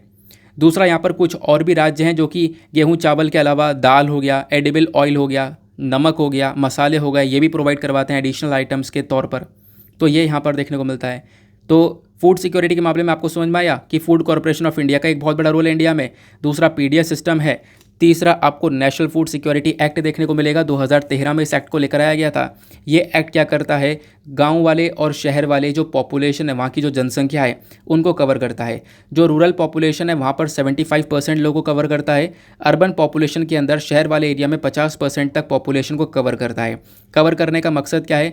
कवर करने का मकसद यहाँ पर यह है कि इन लोगों को कवर करने के बाद में इनको अनाज दिया जाएगा। अब अनाज देने की भी दो कैटेगरी हैं, एक है अंत्योदय अन्न योजना। अंत्योदय अन्न योजना के अंदर पुअरेस्ट ऑफ द पुअर आते हैं, काफ़ी गरीब लोग। नेशनल फूड सिक्योरिटी एक्ट के तहत बोला गया है कि यहाँ पर आप कह सकते हो जो भी लोग इस पर्टिकुलर योजना में कवर होते हैं उनको हर महीने 35 किलोग्राम के आसपास जो फूड ग्रेन है, जो अनाज है, वो प्रोवाइड करवाया जाएगा। फिर ऐसे यहाँ पर दूसरी कैटेगरी है प्रायोरिटी हाउस होल्ड की। यहाँ पे बोला गया कि देखो जो भी प्रायोरिटी हाउस होल्ड वाली कैटेगरी के अंदर जो भी घर आते हैं, वहाँ पे फैमिली के अंदर जितने मेंबर हैं पर पर्सन के हिसाब से 5-5 किलोग्राम फूड ग्रेन, 5-5 किलोग्राम अनाज दिया जाएगा हर महीने। तो बेसिकली यहाँ पर भी क्या है, बहुत सस्ते दाम में 2-3-4 रुपये पर केजी के हिसाब से, 2-3-4 रुपये पर किलो के हिसाब से जो भी यहाँ पर अनाज है वो दिया जाता है इस पर्टिकुलर एक्ट के तहत। क्लियर हो गया, ये काम किया जा रहा है। प्लस संविधान के अंदर कोई प्रोविज़न है फूड को लेकर, इसके बारे में आपको पता है? नहीं पता है? आओ डिस्कस करते हैं। इंडियन कॉन्स्टिट्यूशन की बात करें तो इंडियन कॉन्स्टिट्यूशन में डायरेक्टली तो कहीं पर भी ऐसा प्रोविजन नहीं है। डायरेक्टली बात कर रहा हूँ, डायरेक्टली कहीं पर भी राइट टू फूड के बारे में चर्चा नहीं की गई है। लेकिन आपको हमारे पता होगा हमारे पास में काफ़ी सारे फंडामेंटल राइट्स हैं। कितने फंडामेंटल राइट्स है? 12 से 35 तक आपको फंडामेंटल राइट्स देखने को मिलते हैं। अच्छा, टोटल है कितने फंडामेंटल राइट्स? जरा नीचे कमेंट सेक्शन बताओ, है ना। मतलब बहुत आसान सा क्वेश्चन है यार। फंडामेंटल राइट्स की अगर हम लोग बात करें तो यहाँ पर आर्टिकल 21 आता है। आर्टिकल 21 बात करता है राइट टू लिव के बारे में। अब देखो यहीं पर ना बोला जाता है कि राइट टू लाइफ के अंदर ही हम लोग इंक्लूड कर सकते हैं राइट टू फूड को। तो राइट टू फूड वाला भी कॉन्सेप्ट हमारे संविधान के अंदर आ जाता है। आर्टिकल 21 के अंदर ही ये देखने को मिलेगा। डायरेक्टली मेंशन नहीं, लेकिन हम लोग इनडायरेक्टली इसको ऐड कर सकते हैं, मतलब इस तरीके से देख सकते हैं। क्लियर हो गया, ये बात हो गई कि हाँ इंडिया के अंदर फूड सिक्योरिटी को लेकर क्या क्या चीज़ें देखने को मिलती हैं। अब हम लोग बात करेंगे, राइटर जो बोलते हैं कि भैया फूड सिक्योरिटी को लेकर भारत में क्या क्या परेशानियां हैं, क्या क्या चैलेंजेस हैं। तो सबसे बड़ी चैलेंज आता है डिटेरियोरेटिंग सॉइल हेल्थ, यानी कि जो मिट्टी है जहाँ पर फसलों को उगाया जा रहा है उसकी जो हेल्थ है वो लगातार डिटेरियोरेट हो रही है, मतलब ख़राब होती हुई नज़र आ रही है। देखो फूड प्रोडक्शन हेल्दी कब होता है? फूड प्रोडक्शन तब हेल्दी होगा जब वहाँ की मिट्टी अच्छी होगी, उसके अंदर उपजाऊपना अच्छा होगा। लेकिन भारत में हमने पिछले रीसेंट टाइम में कुछ इस प्रकार की चीज़ें देखी हैं जहाँ पर जो सॉइल का हेल्थ है वो लगातार ख़राब होता हुआ नज़र आया है। और ख़राब होने के पीछे का रीज़न क्या है? एग्रो केमिकल्स, बहुत सारे केमिकल्स का यूज़ किया जा रहा है, लगातार पेड़ की कटाई हो रही है, नेचुरल कैलेमिटीज़ आ जा रहे हैं, बाढ़ आ जा रही है, इस प्रकार की कैलेमिटीज़ देखने को मिली हैं, जिसकी वजह से जो सॉइल है इसकी हेल्थ लगातार ख़राब होती हुई नज़र आई है। और अगर सॉइल हेल्थ ख़राब होगी तो ऑब्वियस सी बात है जो फूड का प्रोडक्शन है, फसल का प्रोडक्शन है, वो इतना बेहतर होगा नहीं। तो ये एक सबसे बड़ा चैलेंज आपको इंडिया में देखने को मिलता है। दूसरा चैलेंज आपको देखने को मिलेगा इन्वेजिव वीड थ्रेड्स। अब इसका मतलब क्या है? पिछले 15 सालों में आप देखोगे ना तो भारत ने लगभग 10 से ज़्यादा इन्वेजिव पेट और वीड अटैक्स देखे हैं। मतलब जो कीड़े मकोड़ों के अटैक होते हैं ना, इसमें हम लोगों ने पिछले, मतलब आप कह सकते हो कि साल के अंदर अगर हम लोग बात करें पिछले 15 सालों में 10 ऐसे बड़े बड़े, 10 से भी ज़्यादा बड़े बड़े अटैक्स देखे हैं। एग्जाम्पल मैं आपको बताता हूँ। साल 2020 में आपको याद होगा लोकस्ट अटैक, मैंने आपको पढ़ाया भी है साल 2020 में लोकस्ट अटैक के बारे में। जो टिड्डियाँ हैं उनका अटैक हुआ था, जिसकी वजह से राजस्थान गुजरात के अंदर बहुत बुरे हालात हो गए थे। जो फसल है वो पूरी ख़राब कर दी थी यहाँ पे लोकस्ट अटैक के थ्रू, लोकस्ट ने, टिड्डियों ने। वैसे यहाँ पर 2019 में भी एक अटैक देखने को मिला था, फॉल आर्मी वॉर्म, जिसको पेस्ट अटैक बोला गया था। इसने भी यहाँ पे हमारे देश की साल 2018 में क्या किया था, देश की पूरी जो मेज़ की फसल है वो पूरी ख़त्म कर दी थी, ठीक है ना, बाजरे की फसल ख़त्म कर दी थी। और इंडिया, उस समय इंडिया को बहुत सारा बाजरा इंपोर्ट करना पड़ा था, मेज़ इंपोर्ट करना पड़ा था अलग अलग जगह से। तो आप यहाँ पर देख सकते हो कि इस प्रकार का चैलेंज भी इंडिया के अंदर देखने को मिलता है। तो आपसे यहाँ पर अगर इंटरव्यू के टाइप में भी क्वेश्चन बने कि सर फूड सिक्योरिटी को लेकर क्या क्या चैलेंजेस हो सकते हैं, तो यही चैलेंजेस हमको देखने को मिलते हैं। इसको दिमाग में अच्छे से डाल लेना। 2 चैलेंज पढ़े आपने। तीसरा चैलेंज आपको देखने को मिलेगा lack of efficient management work. India के अंदर में प्रॉपरली आपको मैनेजमेंट नहीं देखने को मिलेगा। पब्लिक डिस्ट्रीब्यूशन सिस्टम के अंदर कुछ ना कुछ दिक्कतें हैं। भले ही हम लोग राशन प्रोवाइड करवा रहे हों, उसके अंदर भी चैलेंजेस हैं। कहीं ना कहीं से लीकेज हो जाता है, कहीं ना कहीं एरर देखने को मिलता है ना। लोगों की अगर कोई परेशानी हो रही है तो उनकी सुनवाई करने वाला कोई भी जो एक तरीके से ग्रीवेंस रिड्रेसल मैकेनिज्म होता है वो नहीं है। तो ये कुछ ना कुछ यहाँ पर मैनेजमेंट के अंदर प्रॉब्लम्स आपको देखने को मिलती हैं, जिसकी वजह से स्कीम होना ना होना एक ही बराबर हो जाता है। तीसरा तो हमने डिस्कस कर लिया। चौथा जो चैलेंज है वो है फॉल्ट इन प्रोक्योरमेंट। अब होता क्या है, जो फार्मर्स है ना वो बेसिकली यहाँ पर एक ही टाइप की फसल को उगा रहे हैं पिछले कुछ समय से, जैसे राइस और वीट, गेहूँ चावल ही उगाया जा रहा है। रीज़न क्या है? सरकार केवल उस पर मिनिमम सपोर्ट प्राइस दे रही है। हो क्या रहा है कि देखो, सरकार ने आज के टाइम पर जो MSP देती है, मिनिमम सपोर्ट प्राइस, जिससे कि फार्मर्स को भी ज़्यादा चिंता होती नहीं है। उनको यहाँ पे पता है कि हाँ भैया हमें मिनिममली इतना पैसा तो मिल ही जाएगा, इतना पैसा तो मिलेगा ही मिलेगा, तो कोई टेंशन वाली बात है नहीं। तो होता यहाँ पर यह है कि जिस फसल के ऊपर मिनिमम सपोर्ट प्राइस मिल रहा है उसी फसल को यहाँ पे फार्मर्स उगा रहे हैं। तो यहाँ पे आप देखोगे चावल गेहूँ के ऊपर मिनिमम सपोर्ट प्राइस मिलता है, तो इसी चीज़ को यहाँ पर ज़्यादा ग्रो किया जा रहा है। तो फार्मर्स आज के टाइम पर इसी चीज़ का प्रोडक्शन कर रहे हैं लगातार। सारा लैंड जो है डाइवर्ट कर दिया है इसी चीज़ के ऊपर, सभी जगह पर इसी चीज़ का प्रोडक्शन किया जा रहा है। तो कहीं ना कहीं खरीदारी में ये फॉल्ट देखने को मिलेगा, जिसकी वजह से हम लोग एग्रीकल्चर में ज़्यादा डाइवर्सिफाई नहीं हो पा रहे हैं, अलग अलग फसलों को नहीं लगा पा रहे हैं। ये एक प्रॉब्लम, एक चैलेंज नज़र आता है। फिर उसके बाद में यहाँ पर एक चैलेंज आता है क्लाइमेट चेंज का। ये तो सभी को पता है, इसमें कोई समझाने वाली बात नहीं है, लेकिन बता देता हूँ। क्लाइमेट चेंज क्या है? लगातार टेम्परेचर इंक्रीज़ हो रहा है, पोल्यूशन इंक्रीज़ हो रहा है, तो इसका इम्पैक्ट हमारी फसलों के ऊपर भी पड़ता है। जो मानसून है इसकी वजह से आप कह सकते हो कि जो बारिश कभी ज़्यादा हो जाती है ना, कहीं कहीं पर बारिश देखने को नहीं मिलती है।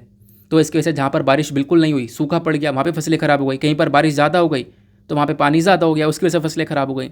तो ये एक्सट्रीम जो वेदर्स हैं ना, ये कहीं ना कहीं प्रॉब्लम क्रिएट कर रहे हैं। और एक्सट्रीम वेदर में सर हीट वेव भी आता है, और हीट वेव आपको पता है इस साल हीट वेव यानी जो लगातार गर्मी बढ़ी है, गर्म हवाएं चली हैं, इसकी वजह से भी फसलें बहुत ज़्यादा डैमेज हुई हैं। क्योंकि जो वीट और राइस अगर आप देखोगे तो यहाँ पर इसकी एक मैक्सिमम इतनी हीट तक ये इस चीज़ को टॉलरेट कर सकता है। अगर इससे ऊपर गर्मी जाएगी तो वो टॉलरेट नहीं कर पाएगा, वो फसल बेकार हो जाएगी। वही कंडीशन हमने इस साल देखी है, जो कि यहाँ पर मई जून के महीने में देखने को मिली थी। हीट वेव्स बहुत ज़्यादा देखने को मिले थे। तो ये भी कहीं ना कहीं फूड सिक्योरिटी के मामले में थ्रेट बन जाएगा, क्योंकि फसल का प्रोडक्शन होगा नहीं, फसल होगी नहीं तो लोगों तक खाना नहीं पहुँचेगा। तो क्या हो जाएगा? कहीं ना कहीं फूड सिक्योरिटी की बजाय फूड इनसिक्योरिटी क्रिएट हो जाएगी। क्लियर हुआ मामला? आगे आते हैं।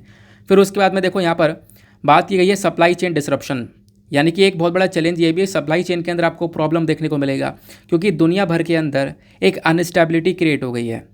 एक टाइम ऐसा था जब कोविड-19 पैंडेमिक तेज़ी से फैल रहा था, इसकी वजह से फूड की सप्लाई के ऊपर इम्पैक्ट पड़ा। अब उससे हम लोग उभर ही रहे थे कि रशिया यूक्रेन का वॉर हो गया। रशिया यूक्रेन का वॉर जो कि साल 2022 के अंदर अभी देखने को मिला है, फरवरी से स्टार्ट हुआ था, अभी भी कंडीशंस ऐसे ही हैं। इसकी वजह से जो फूड का इन्फ्लेशन है दुनिया भर में, यानी कि खाने पीने के मामले में जो दाम है, इनकी जो महंगाइयाँ हैं, वो बहुत तेज़ी से इंक्रीज़ हुई हैं। रीज़न क्या है? रीज़न यहाँ पर यह है कि रशिया यूक्रेन पूरे दुनिया भर का 27% का जो मार्केट है ना, गेहूं का मार्केट, वो होल्ड करके रखते हैं।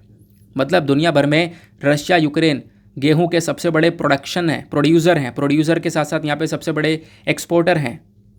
तो ऑब्वियस सी बात है, जब यहाँ पे वॉर चलेगा तो इससे इंटरनेशनल मार्केट के अंदर ये गेहूं पहुँचेगा नहीं, जो कि ऐसा ही हुआ था, जिसकी वजह से इंटरनेशनल लेवल पर मार्केट में जो प्राइसेस है वो इंक्रीज़ होते हुए नजर आए थे। उसका फूड का शॉर्टेज होता हुआ नजर आया था, फूड की कमी होती हुई नजर आई थी। ये प्रॉब्लम्स यहाँ पे नजर आई थी, और इसका इम्पैक्ट डायरेक्टली जो अफ्रीका, वेस्ट एशिया ऐसी कंट्री से पड़ता है जो कि लगातार रशिया यूक्रेन के ऊपर डिपेंडेंट है। तो सप्लाई चेन के अंदर भी एक प्रॉब्लम देखने को मिली है, जिसकी वजह से फूड सिक्योरिटी की बजाय फूड इनसिक्योरिटी देखने को मिली है। क्लियर हो गया? अब उसके बाद यहाँ पर बात आती है, राइटर बोलते हैं हमें क्या करना चाहिए, what should be the way forward, क्या कदम हम लोग उठा सकते हैं इस चीज़ से निकलने के लिए। तो पहला काम है मूविंग टूवर्ड्स सस्टेनेबल फार्मिंग। भैया सस्टेनेबल फार्मिंग की तरफ बढ़ना होगा। आप लोग यहाँ पर नैनो यूरिया का इस्तेमाल कर सकते हो, ठीक है ना, और ऐसे केमिकल्स का इस्तेमाल करो जो कि हमारी सॉइल को बर्बाद ना करें। फार्मिंग ऐसी करो जो कि सस्टेन हो सके, रुक कर हम लोग कर सके, हमारी प्रोडक्टिविटी जो है वो लगातार इम्प्रूव हो सके। दूसरा यहाँ पर राइटर सजेशन देते हैं वो है revitalising Aadhaar seeding of ration card. मतलब जो आधार का लिंक है राशन कार्ड से करवाने का, उस प्रोसेस को थोड़ा सा और स्पीड अप किया जाए, क्योंकि सभी लोगों के अभी राशन कार्ड आधार कार्ड से लिंक नहीं हुए हैं। तो उस चीज़ को बढ़ावा दिया जाए, ताकि जो भी यहाँ पर बेनिफिशियरी है, जिस भी व्यक्ति को यहाँ पर खाना मिलना चाहिए, फूड ग्रेन्स मिलने चाहिए, वो यहाँ पर पीछे ना रह जाए। हर एक व्यक्ति को यहाँ पर ये फूड अवेलेबल करवाया जाए, जिससे हम लोग अपना जो टारगेट है सस्टेनेबल डेवलपमेंट गोल का, गोल नंबर 2 जो है हमारा टारगेट है हंगर को ख़त्म करने का, वो टारगेट हम लोग अचीव करवा पाएंगे। क्लियर हो गई बात? तो आई होप आपको ये सारे के सारे पॉइंट्स समझ में आ चुके हैं बहुत आराम से। देखो जितने भी पॉइंट्स मैंने आपको बताएं बहुत रेलिवेंट है एग्जाम के लिए। जैसा आप लोग देख रहे हो, पूरा वीडियो आपके यूपीएससी के डिमांड के हिसाब से यहाँ पर क्रिएट किया जाता है डेली बेसिस पर। अब इस पर्टिकुलर एडिटोरियल के अंदर जो भी पॉइंट्स हैं, इन सारे पॉइंट्स को आप लोग अपने नोट्स में इंक्लूड करने के लिए पीडीएफ को डाउनलोड कर लेना। और एक बात का ज़रूर से ध्यान रखना कि जब आप लोग पीडीएफ को डाउनलोड करोगे ना, तो पीडीएफ के साथ साथ एक और ऐप डाउनलोड कर लेना जिसका नाम है एडोब एक्रोबैट। उस ऐप को डाउनलोड करोगे तो वहाँ पे आपको जब पीडीएफ ओपन करोगे ना, तो आपको येलो कलर के छोटे छोटे सिंबल्स देखने को मिलेंगे। जैसे आप उस पर क्लिक करोगे आपके सामने पीडीएफ ओपन हो जाएगा। ठीक है ना, ये बात हो गई। चलो नेक्स्ट एडिटोरियल पर आते हैं। जो अगला एडिटोरियल है इसको लिखा है रोशन किशोर और अभिषेक झा ने। यहाँ पे पूरा का पूरा फैक्ट्स के ऊपर बात की गई है और ये हिंदुस्तान टाइम्स का नंबर थ्योरी का पेज है। फैक्ट्स के ऊपर बात की गई है कि फ्लड्स के बारे में, और फैक्ट्स यूपीएससी को बहुत पसंद है। अगर आप लोग फैक्ट के बेसिस पर बात करते हो तो ये बहुत मतलब लंबा चौड़ा आर्टिकल आपको ये देखने को मिलेगा। सारे जो पॉइंट्स हैं ना, ये सारे पॉइंट जो छोटे छोटे पॉइंट्स हैं, ये सब मैंने यहाँ पे कॉपी पेस्ट कर दिए एक जगह पर, आपको मैं दिखाता हूँ। ये आपको सारे पॉइंट्स देखने को मिलेंगे। ये पर्टिकुलर एडिटोरियल किसके बारे में चर्चा करता है, टॉपिक क्या है? देखो टॉपिक है अर्बन फ्लडिंग। क्या? अर्बन फ्लडिंग, यानी शहर के अंदर जो बाढ़ आ रही है ना, उस टॉपिक को चूज़ किया गया है। अर्बन फ्लडिंग क्यों हो रही है, क्या है कारण, प्लस उसके बाद यहाँ पर राइटर एक बहुत अच्छा सोल्यूशन देते हैं कि अर्बन फ्लडिंग को टैकल करने के लिए हम लोग क्या क्या कदम उठा सकते हैं। तो एक, क्योंकि ये करंट में चर्चा में है, क्योंकि अभी ये चर्चा में इसलिए है क्योंकि बेंगलुरु के अंदर बाढ़ देखने को मिली है ना, 2 दिन पहले की खबर है, जिसकी वजह से सिचुएशन काफ़ी ख़राब रही। और इनफैक्ट अब की बार भारत में काफ़ी सारे स्टेट्स में बाढ़ आई। नॉर्थ ईस्टर्न स्टेट्स में आपने देखा, और भी बहुत सारे एरिया में, सदर्न स्टेट्स में देखा, बहुत ज़्यादा बाढ़ की प्रॉब्लम देखने को मिली है। तो अब की बार का एक अच्छा सा टॉपिक है ये, जिसको आपको पहले से प्रिपेयर करके तैयार करके चलना है, क्योंकि आंसर लिखना होगा तो वहाँ पे ज़्यादा समय मिलेगा नहीं। 7 मिनट के अंदर पूरा आंसर लिखना है, सोचने तक का टाइम नहीं, आपको पहले से तैयारी करनी पड़ेगी। तो अब फ्लडिंग के ऊपर हम लोग क्या करने वाले हैं, एक पर्टिकुलर डिस्कशन करने वाले हैं जो कि आप लोगों को बहुत हेल्प करेगा। सबसे पहली चीज़, अर्बन फ्लडिंग की अगर हम लोग बात करें तो राइटर यहाँ पे बोलते हैं, देखो इंडिया की अगर हम लोग बात करें, इंडिया के अंदर क्या हो रहा है ना, लगातार अर्बनाइजेशन हो रहा है, शहरीकरण। लोग जो है शहर की तरफ बढ़ रहे हैं रहने के लिए, और ये अर्बनाइजेशन बहुत तेज़ी से इंक्रीज़ हो चुका है। लगभग इतनी तेज़ी से इंक्रीज़ हो रहा है कि एक अंदाज़ा लगाया जा रहा है, एस्टिमेशन यह है कि सर साल 2030 तक 40.76% यानी 40.76, या फिर आप कह सकते हो 76% जो यहाँ पर कंट्री की पॉपुलेशन है वो कहीं ना कहीं अर्बन एरियाज़ की तरफ बढ़ जाएगी, शहर में रह रही होंगी। तो शहरीकरण बहुत तेज़ी से इंक्रीज़ हो रहा है, ये बात यहाँ पे समझ में आई। अब शहरीकरण इंक्रीज़ होने पर एक चीज़ ये भी होती है, वहाँ पर डेवलपमेंट, कंस्ट्रक्शन, इंफ्रास्ट्रक्चर, ये भी चीज़ें यहाँ पर बनना स्टार्ट होती हैं। अनप्लान्ड तरीके से डेवलपमेंट हो रहा है, जिसकी वजह से क्या हो रहा है, क्लाइमेट चेंज जैसी प्रॉब्लम नज़र आ रही है, टेम्परेचर इंक्रीज़ हो रहा है, ग्लोबल वार्मिंग जैसी प्रॉब्लम नज़र आ रही है, पोल्यूशन हो रहा है, लोग शहर के अंदर बढ़ रहे हैं, तो ये सारी कंसर्न्स पैदा होते हैं। और इनकी वजह से क्या होता है, ये बड़े बड़े इवेंट्स क्रिएट होते हैं, यानी कि बाढ़ आना, इस प्रकार की बड़ी बड़ी प्रॉब्लम्स यहाँ पर क्रिएट होती हुई नज़र आती हैं। तो कहीं ना कहीं ये जो अर्बनाइजेशन है, ये भी एक बहुत बड़ा कारण बनता है इन खतरनाक इवेंट्स के पीछे का। अगर आप लोग एग्जाम्पल के तौर पर देखो, साल 2020 की बात की जा रही है। साल 2020 के अंदर हैदराबाद में बाढ़ आई थी, और उस हैदराबाद की बाढ़ में हज़ारों जो घर हैं वो पानी में डूब गए थे। ऐसे ही 2015 के अंदर चेन्नई के अंदर जो फ्लड आया था, यहाँ पर ये हमें रिमाइंडर देता है, हमें बार बार बताता है कि कैसे अर्बनाइजेशन एक खतरनाक प्रॉब्लम क्रिएट कर सकता है। क्योंकि चेन्नई के अंदर जो बाढ़ आई थी वो भी बेसिकली अर्बनाइजेशन की वजह से आई थी। शहर के अंदर इतनी भसड़ भर गई कि इतना पोल्यूशन यहाँ पर हुआ कि अर्बन फ्लड्स यहाँ पर देखने को मिली, तो उसकी वजह से लोगों को प्रॉब्लम्स ही सबसे ज़्यादा हुई हैं। और अब रिसेंटली बात करें, 2-4 दिन की पहले की जो न्यूज़ है वो है बेंगलुरु की। तो बेंगलुरु के अंदर भी बहुत सारी जो जगह है ना, वो आज के टाइम पर फ्लड से परेशान है, बाढ़ से परेशान है इस मॉनसून सीज़न में। तो यहाँ पर बेंगलुरु के अंदर फ्लड देखने को मिला है, उसी वजह से इस पर्टिकुलर आर्टिकल को, इस एडिटोरियल को लिखा गया है। अब राइटर पहले यही बताते हैं कि सर अर्बन फ्लडिंग आखिरकार होता क्या है। देखो, अर्बन फ्लडिंग के अंदर यहाँ पर बोला ये जाता है, बेसिकली बाढ़ ऐसी जगह पे आना जो कि बहुत ही ज़्यादा डेंसली पॉपुलेटेड एरियाज़ हैं। गांव के अंदर इतनी भीड़ है नहीं, लेकिन शहर के अंदर आप देखोगे ना तो इतनी भीड़ आज के टाइम पर भर चुकी है हर एक जगह पर कि वो एरिया डेंसली पॉपुलेटेड एरियाज़ कहलाते हैं, जैसे बड़े बड़े शहर हो गए। तो यहाँ पर आप देखोगे जब बाढ़ आती है तो इसी को हम लोग अर्बन फ्लडिंग बोलते हैं। लेकिन जब आप लोग गाँव वाले एरिया को देखते हो, रूरल एरियाज़ के अंदर जब बाढ़ आती है तो बेसिकली जो वहाँ पे कुछ निचला हिस्सा है ना, तो लो लाइंग एरिया है वो गाँव वाला, तो वहाँ पे बाढ़ आती है, नेचुरली आती है और वहाँ पे सही हो जाता है मामला। लेकिन जब हम लोग शहर की अगर हम लोग बात करते हैं ना, तो शहर के अंदर जो बाढ़ आ रही है वो बेसिकली अर्बनाइजेशन की वजह से आ रही है। ये जो लोग रह रहे हैं वहाँ पर भीड़ भर रही है, डेवलपमेंट हो रहा है, कंस्ट्रक्शन हो रहा है, इंफ्रास्ट्रक्चर डेवलपमेंट हो रहा है, पोल्यूशन हो रहा है, जिसकी वजह से क्लाइमेट चेंज हो रहा है, उसकी चक्कर में यहाँ पे बाढ़ आती हुई नज़र आ रही है। अब जैसे यहाँ पे बोला गया कि अर्बनाइजेशन की वजह से जो बाढ़ आ रही है ना, ये बेसिकली पिछले कुछ समय पे इंक्रीज़ होना स्टार्ट हो चुकी है। फ्लड का वॉल्यूम भी इंक्रीज़ हो रहा है, फ्लड के पीक्स भी यहाँ पर इंक्रीज़ हो रहे हैं। अब राइटर यहाँ पर एग्जैक्टली मेन पॉइंट पर आते हैं कि सर कारण है क्या आखिरकार, अर्बन फ्लडिंग के पीछे का रीज़न क्या है। सबसे पहला reason encroachment on drainage channels. मतलब क्या है, इंडियन सिटीज़, भारत के जो शहर और टाउन्स को जब आप लोग देखते हो तो वहाँ पे जो लोग हैं बहुत तेज़ी कगार से बढ़ रहे हैं। वहाँ पे ज़मीनों के दाम इंक्रीज़ हो रहे हैं, ज़मीनें बहुत कम अवेलेबल हैं। इसकी वजह से जो डेवलपमेंट है वो बेसिकली आप कह सकते हो जो झील वगैरह है वहाँ तक पहुँच चुका है। झील हो गए, वेटलैंड्स हो गए, नदियाँ हो गई, है ना, वहाँ तक डेवलपमेंट पहुँच चुका है। वहाँ पे घर बना रहे हैं, उनके ऊपर यहाँ पे बनाते हुए नज़र आ रहे हैं, उनको पार्ट पार्ट के घर बन रहे हैं, जो भी लेक्स वगैरह उनको बंद कर करके। तो ये प्रॉब्लम्स आज के टाइम पर यहाँ पर क्रिएट होती हुई नज़र आती हैं। और इसकी चक्कर में जो नेचुरल ड्रेन्स हैं, पहली बात तो होना क्या चाहिए, देखो जो नेचुरल ड्रेन्स है वो और ज़्यादा बड़ी होनी चाहिए, लेकिन शहर के अंदर लगातार नेचुरल ड्रेन्स कम हो रही हैं। अगर हम लोग बात करें तो फॉर एग्जांपल जो नालियां हैं वो भी बहुत छोटी हैं। अब एरिया जहाँ पे पानी इकट्ठा होना है वहाँ पे भी आप लोग बंद कर करके वहाँ पे डेवलपमेंट चल रहा है। उस एरिया को जहाँ पे झील के अंदर पानी इकट्ठा हो रहा है उसको पूरी तरह से बंद कर दिया, उसके ऊपर घर बन गए, है ना, ये काम हो रहा है। तो इसकी चक्कर में क्या हो रहा है, जहाँ पे पानी स्टोर हो सकता था या फिर पानी बहने का जो रास्ता है वो चौड़ा होना चाहिए, लेकिन शहर के अंदर ज़मीन के दाम बढ़ने की वजह से, थोड़ा बहुत इंक्रीमेंट महंगाई की वजह से और भीड़ की वजह से ये हो रहा है कि वहाँ पे पानी निकलने का रास्ता नहीं बन पा रहा है। पानी एंटर तो कर गया, बारिश हुई, पानी भर गया, लेकिन निकलने का जो रास्ता है ना वो तेज़ी वाला नहीं है। जिस तेज़ी से बारिश हुई है उतनी तेज़ी से पानी निकल नहीं पा रहा है। अगर उतनी तेज़ी से पानी वहाँ से निकल जाए तो बाढ़ की सिचुएशन ख़त्म हो जाए, ठीक है ना। तो वो बात यहाँ पे बताई गई है। तो जो नालियाँ वगैरह हैं वो भी आपको बहुत पतली पतली देखने को मिलती हैं, तो उनको भी चौड़ा करने की बहुत ज़्यादा ज़रूरत है। क्लियर हो गई ये बात। दूसरा यहाँ पर प्रॉब्लम, दूसरा जो कारण है वो है क्लाइमेट चेंज। अब क्लाइमेट चेंज तो बहुत ज़्यादा मतलब एक ऐसा टॉपिक है, हमेशा यूपीएससी क्वेश्चन पूछता ही पूछता है। क्लाइमेट चेंज यानी कि इसकी वजह से क्या हो रहा है, एक्सट्रीम वेदर्स हो रहे हैं, एक्सट्रीम इवेंट्स क्रिएट हो रही हैं, यानी बहुत भारी भरकम बारिश होना, और बहुत भारी भरकम बारिश की वजह से प्रॉब्लम क्रिएट होती है।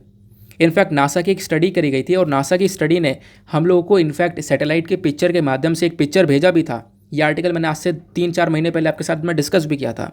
नासा ने ये बोला था कि जो अर्बन हीट आइलैंड इफेक्ट है ना वो यहाँ पर दिख रहा है शहरों के अंदर, और नाम ही इसका क्या है, अर्बन हीट आइलैंड इफेक्ट।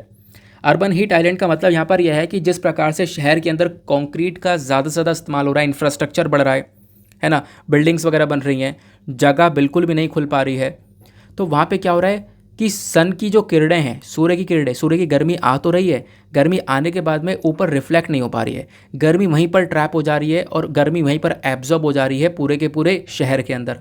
और गर्मी जब एब्जॉर्ब हो जाती है, जैसे कि कंक्रीट है, ब्लैक कलर का कंक्रीट है, इतना इंफ्रास्ट्रक्चर है, तो गर्मी को अपने आप में सोख रहा है। कोई पेड़ पौधे हैं नहीं, पेड़ पौधों की कटाई खूब करी जा रही है। तो बेसिकली यहाँ पर क्या कर रहा है वो, उसकी चक्कर में भी गर्मी इंक्रीज़ हो रही है, और यहाँ पर आप देख पाओगे रेनफॉल वाली सिचुएशन आपको शहर वाले एरिया में ज़्यादातर देखने को मिल जाती है। क्लियर हो गया। तो क्लाइमेट चेंज में यहाँ पर एक इवेंट बन जाता है, वो बताया गया।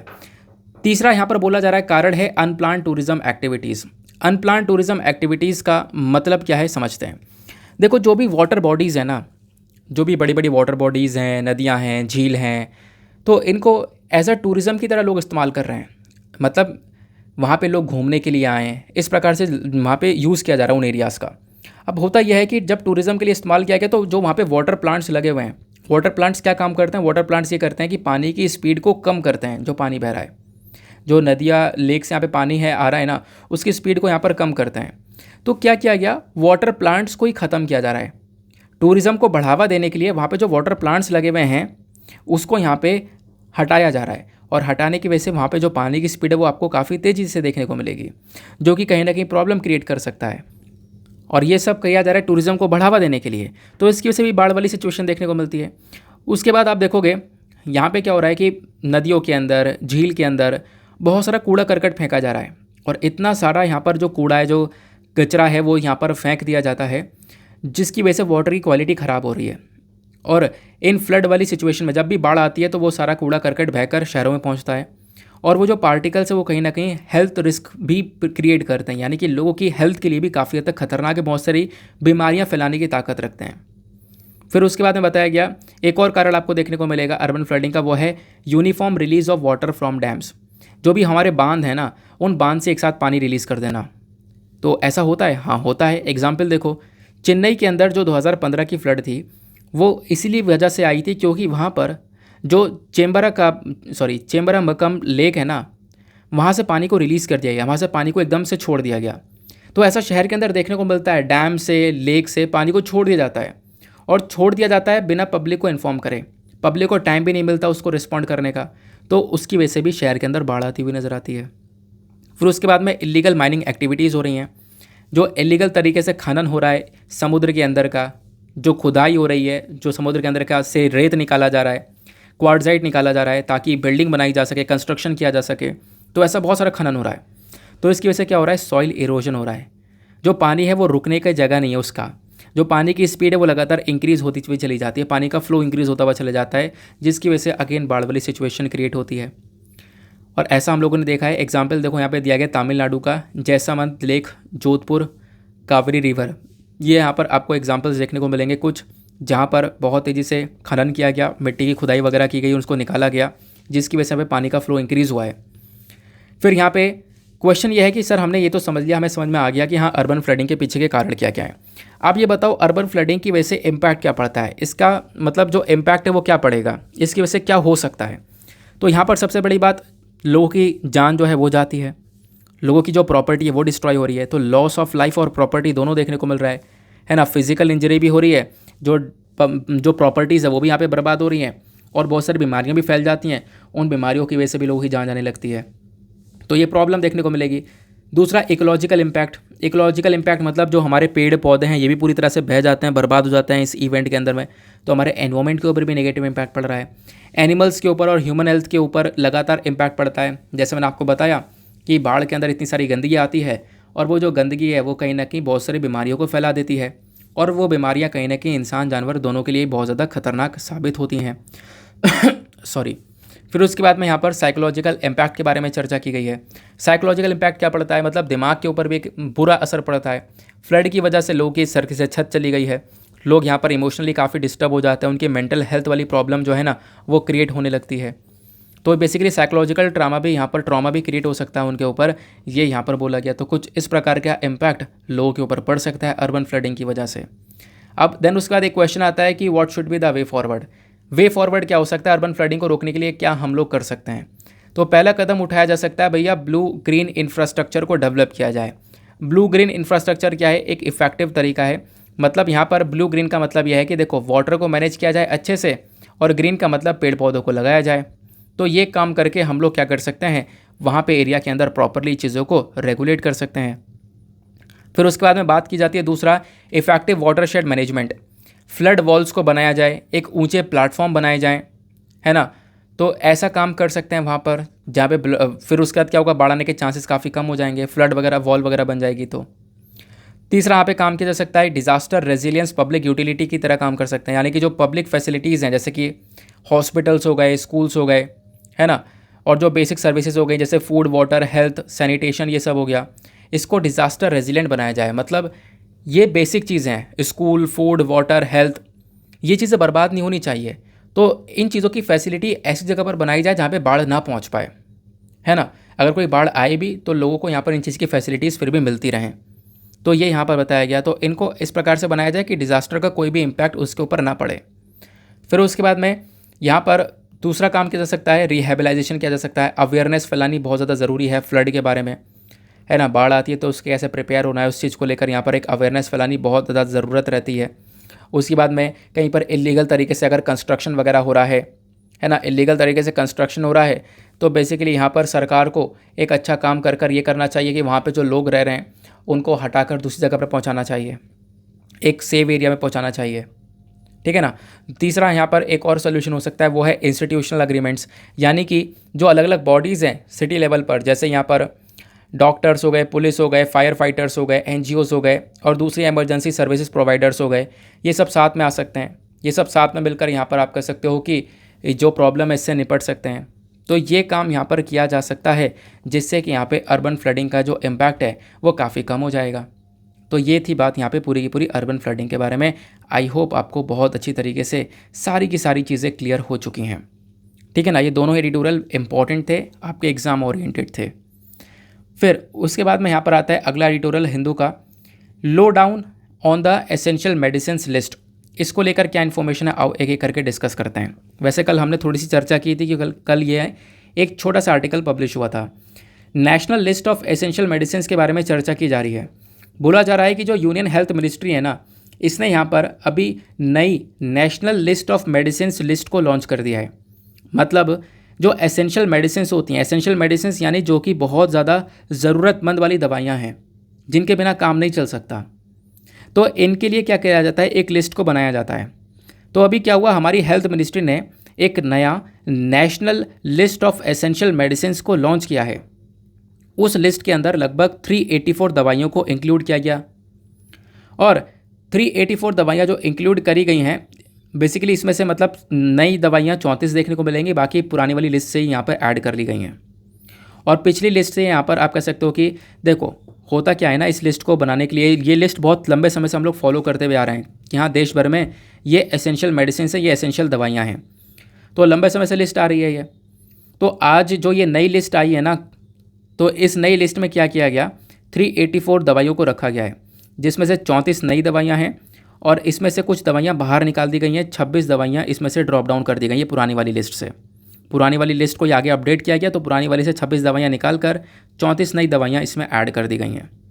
तो ये है हमारी नेशनल लिस्ट, जो कि पूरे के पूरे देश के लिए काम करती है, national list of essential medicine.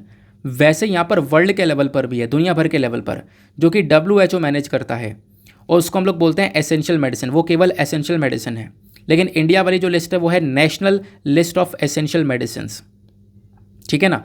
अब ये है क्या, इसको समझते हैं। सबसे पहली बात जो आपसे क्वेश्चन बन सकता है कि national list of essential medicine ये एक ऐसी लिस्ट है, इसको कौन रिलीज़ करता है। तो इसको रिलीज़ करने वाली बॉडी है ministry of health and family welfare. ध्यान रखना, ये जो मेडिसिन आपको इस पर्टिकुलर लिस्ट में देखने को मिलती हैं ना, ये कहीं ना कहीं जो इनका प्राइस है उससे कम बिकती हैं। मतलब कि देखो, एक प्राइस सेट किया जाता है दवाइयों का NPPA के थ्रू, मतलब नेशनल फार्मास्यूटिकल प्राइसिंग अथॉरिटी है जो कि दवाइयों का प्राइस सेट करती है। तो इसने जो भी दवाई को प्राइस सेट किया है, इससे भी कम दाम में यहाँ पर ये मेडिसिन बिकती हैं, जो कि एसेंशियल मेडिसिन होती हैं। मतलब ये बहुत ज़रूरतमंद दवाइयाँ हैं, कॉमन दवाइयाँ हैं, जो कॉमन बीमारियाँ सबसे ज़्यादा भारत में देखने को मिलती हैं, उन चीज़ों की दवाइयाँ हैं। तो इनको बहुत कम दामों में बेचा जाता है, ये आपको ध्यान में रखना है, जो भी national list of essential medicine के कैटेगरी में आती हैं। इसका अगर हम लोग इतिहास देखें इस लिस्ट का, तो ministry of health and family welfare इसको प्रिपेयर करता है। और पहली national list of essential medicine कब आई थी, ये आई थी 1996 में। उस समय पर इसके अंदर 279 मेडिसिन हुआ करती थी। आज के टाइम पर मेडिसिन बढ़ चुकी हैं, बढ़कर यहाँ पर 384 के आसपास हो चुकी हैं, ठीक है ना। ये बात क्लियर हो गई। और क्या होता है कि 1996 में पहली ये लिस्ट आती है। पहली लिस्ट के बाद में ये जो लिस्ट है ना, इसके अंदर कुछ ना कुछ चेंजेस होते रहते हैं, इसको रिवाइज करते रहते हैं। फिर 2003 के अंदर यहाँ पर इसको चेंज किया जाता है, 2011 में चेंज किया जाता है, 2015 में, और अब 2022 में, जिसके बारे में हम लोग चर्चा कर रहे हैं, अब फिर से यहाँ पर इसको चेंज किया गया। अब यहाँ पे हम लोग बात करेंगे पर्पज़ किसके, इस लिस्ट का पर्पज़ क्या है। पर्पज़ यहाँ पर यह है कि भैया जो भी प्रायोरिटी डिजीज़ हैं, कुछ ऐसी बीमारियाँ जो कि बहुत ज़्यादा फैल रही हैं पॉपुलेशन में, उनको यहाँ पे हम लोग अच्छे से ट्रीट कर सकें, एक सेफ़ और इफ़ेक्टिव ट्रीटमेंट दिया जा सके, ठीक है ना, एक सुरक्षित ट्रीटमेंट वहाँ पर उनको दिया जा सके, इसका यहाँ पर काम किया जाता है। ये बेसिकली इसका पर्पज़ है। प्लस यहाँ पे ये जो मेडिसिन है ना, ये मेडिसिन यहाँ पर हेल्थ को प्रमोट करती है। प्लस जो हमारी स्टेट गवर्नमेंट है वो भी यहाँ पर ये जो एसेंशियल मेडिसिन है इसकी लिस्ट को प्रिपेयर कर सकती है। और यहाँ पे आपको ध्यान रखना है, जो प्रोक्योरमेंट और सप्लाई है इन मेडिसिन का पब्लिक सेक्टर के अंदर, ये भी यहाँ पर किया जाता है। मतलब कहने का पर्पज़ है कि इन दवाइयों को लेकर आया जाता है ताकि हम लोग क्या कर सकें, एक सेफली और एक इफ़ेक्टिव ट्रीटमेंट लोगों को दिया जा सके, सुरक्षित ट्रीटमेंट दिया जा सके, जो भी कॉमन बीमारियां हैं उनका ट्रीटमेंट। अब क्वेश्चन यहाँ पर यह आता है कि what are the criteria for medicine to be included in NLEM। मतलब national list of essential medicine के अंदर अगर किसी दवाइयों को इंक्लूड करना है तो उस दवाई के लिए क्या क्या क्राइटेरिया होना चाहिए। सबसे पहला क्राइटेरिया होना चाहिए एसेंशियलिटी, यानी कि जो भी मेडिसिन है ना वो कितनी इंपॉर्टेंट है उसके बारे में पता होना चाहिए, है ना। उसके बाद में यहाँ पर कोई डिजीज़ है, देखो बीमारियाँ क्या होती हैं ना, हमेशा चेंज होती हुई नज़र आती हैं। जो डिजीज़ का बर्डन है वो कंट्री के अंदर बदल रहा है। एक समय पर टीबी आया, फिर उसके बाद कोविड-19, इस प्रकार से अलग अलग बीमारियाँ आई हैं। तो इसके बेसिस पर भी यहाँ पर अलग अलग बीमारियों को देख कर ही मेडिसिन को अप्रूव किया जाता है इसके अंदर में। तीसरा यहाँ पर देखा जाता है जो भी मेडिसिन है वो इफेक्टिव होनी चाहिए और उसकी एक तरीके से वो सेफ्टी होनी चाहिए। ऐसा ना हो कि मेडिसिन खाने के बाद में कोई गलत असर देखने को मिले। तो बेसिकली यहाँ पर उस चीज़ का ध्यान में रखना होगा। तीसरा यहाँ पर कॉस्ट इफेक्टिवनेस होगा, यानी कि मेडिसिन जो भी होंगी ना बेसिकली वो ज़्यादा महंगी नहीं होंगी, कुछ ऐसे दाम की होंगी जो कि हर एक व्यक्ति यहाँ पे अफोर्ड कर पाए, ऐसा यहाँ पे बोला गया। क्लियर हो गई बात। अब क्वेश्चन यहाँ पर यह है कि मैंने आपको स्टार्टिंग बताया कि कुछ मेडिसिन को अब की बार हटाया गया है और 34 नई मेडिसिन को ऐड किया गया है। तो यहीं पर बात ये भी आती है कि हम लोग कब मेडिसिन को इस लिस्ट से डिलीट कर देते हैं, इसको हटा देते हैं। देखो, हम लोग उन दवाइयों को हटाते हैं इस लिस्ट से जो कि इंडिया के अंदर बैन हो चुकी होती हैं, ठीक है ना, या फिर उस दवाई का कोई मतलब आप कह सकते हो कि सेफ्टी के पर्पज़ से बहुत प्रॉब्लम्स देखने को मिली, वो दवाई इफेक्टिव नहीं है, अच्छा ट्रीटमेंट नहीं दे पा रही है, उससे सेफ्टी नहीं मिल पा रही है, तो यहाँ पर उस दवाई को हटाया जा सकता है। सिंपल सी बात है।